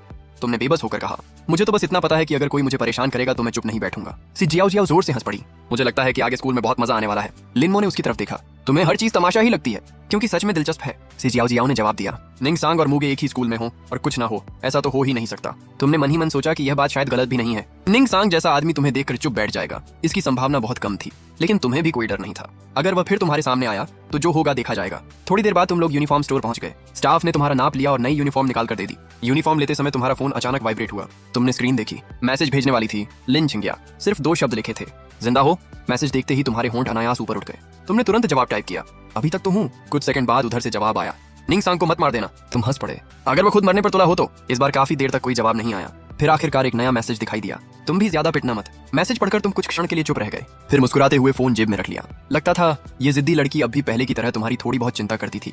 सी जियाओ जियाओ ने भी अपना फोन निकाल लिया। छोटे भाई, वैसे मेरा भी कांटेक्ट जोड़ लो। अगर कभी लिन मो से संपर्क न हो पाए तो सीधे मुझे ढूंढ लेना। तुमने सिर हिलाया और दोनों को फ्रेंड लिस्ट में जोड़ लिया। उसी समय दूसरी कक्षा में निंगसांग काले चेहरे के साथ छू तियानलान को लेकर वापस क्लास में दाखिल हुआ। सामने बैठी सुचियान चियान तुरंत मुड़ी और अपनी पीछे वाली सीट पर बैठी मेई शिनयान को देखने लगी। उसके होठों पर हल्की मुस्कान उभरी। लगता है सीनियर ईयर का बाकी समय काफी दिलचस्प होने वाला है। मेई शिनयान अपनी सीट पर शांति से बैठी थी। खिड़की से आती सुनहरी धूप उसके ऊपर पड़ रही थी, जिससे उसका शांत और खूबसूरत चेहरा और भी रहस्यमय लग रहा था। सुचियान चियान ने धीरे से उसे कुहनी मारी। शिनयान, एक बात पूछूं? मेई शिनयान हल्का मुस्कुराई। पूछो। तुम हाल ही में लिन छिंगिया पर नजर रख रही हो ना? मेई शिनयान की मुस्कान थोड़ी और गहरी हो गई। हाँ, रख रही हूँ। उधर तुम नई स्कूल यूनिफॉर्म पहनकर वापस क्लास की ओर जा रहे थे। जैसे जैसे तुम कक्षा के पास पहुंचे, अंदर का शोर साफ सुनाई देने लगा। लेकिन जैसे ही तुम दरवाजे पर दिखाई दिए, पूरी क्लास अचानक शांत हो गई। सभी की नजरें एक साथ तुम पर टिक गईं। तुमने तुरंत महसूस कर लिया कि निंगसांग तुम्हें ऐसी नजरों से घूर रहा था मानो अभी जिंदा निकल जाएगा। तुमने जानबूझकर उसकी ओर देखकर मुस्कुराया। क्या देख रहा है? और घूरा तो आंखें निकाल दूंगा। निंगसांग का चेहरा और काला पड़ गया, लेकिन इस बार वह उठकर तुम्हारे पास नहीं आया। तुमने मन ही मन सोचा, लगता है किसी ने उसे समझा दिया है। सबसे ज्यादा संभावना चू तियानलान की है। शायद उसने निंगसांग को बताया होगा कि आज सुबह तुम लिन छिंगिया की कार से उतरे थे, यहाँ तक कि कार में बैठकर दही भी पी रहे थे। यानी तुम्हारा लिन छिंगिया से कोई खास रिश्ता हो सकता है। और पूरे स्कूल में अगर कोई है जिससे निंगसांग टकराने से बचता है तो वह लिन छिंगिया है। इसी वजह से वह अभी अपना गुस्सा दबाकर बैठा हुआ था। तुम सीधे मंच के पास पहुंचे और टीचर जी से पूछा, टीचर मैं कहाँ बैठूं? टीचर जी कुछ पल के लिए चुप हो गए। उन्होंने पूरी क्लास पर नजर दौड़ाई। आखिर उन्हें सिर्फ एक खाली सीट दिखाई दी। वह सीट मेई शिनयान के बगल में थी। लेकिन टीचर जी एक बात अच्छी तरह जानते थे, मेई शिनयान के पास किसी को बैठने की अनुमति नहीं थी। फिर भी उन्होंने हिम्मत करके पूछा, मेई शिनयान, क्या मुगे तुम्हारे पास बैठ सकता है? पूरा क्लासरूम एक पल में और भी शांत हो गया। कई छात्रों की आंखें फैल गईं। टीचर जी को क्या हो गया है? उन्हें नहीं पता निंगसांग हमेशा मेई शिनयान को पसंद करता है। अगर मेई शिनयान मान गई तो आज क्लास में युद्ध हो जाएगा। एक लड़की धीरे से बोली, लेकिन मुगे बहुत हैंडसम है। दूसरी ने सिर हिलाया, क्या पता देवी मान ही जाए। तुरंत निंगसांग के एक चमचे ने हंसते हुए कहा, हमारे भाई से ज्यादा हैंडसम। अगर मेई शनयान ने इसे अपने पास बैठने दिया तो मैं लाइव स्ट्रीम पर खुद को थप्पड़ मारूंगा।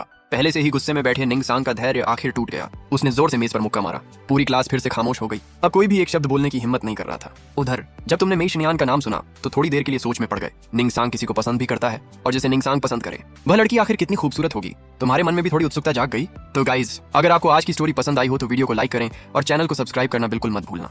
और हाँ, मेरा दूसरा चैनल भी जरूर ज्वाइन करें, वहां भी आपके लिए शानदार और मजेदार कंटेंट आ रहा है। उसका लिंक मैंने डिस्क्रिप्शन में दे दिया है, जाकर जरूर चेक करें। मिलते हैं अगली इंटरेस्टिंग स्टोरी में। तब तक के लिए अपना सपोर्ट ऐसे ही बनाए रखें।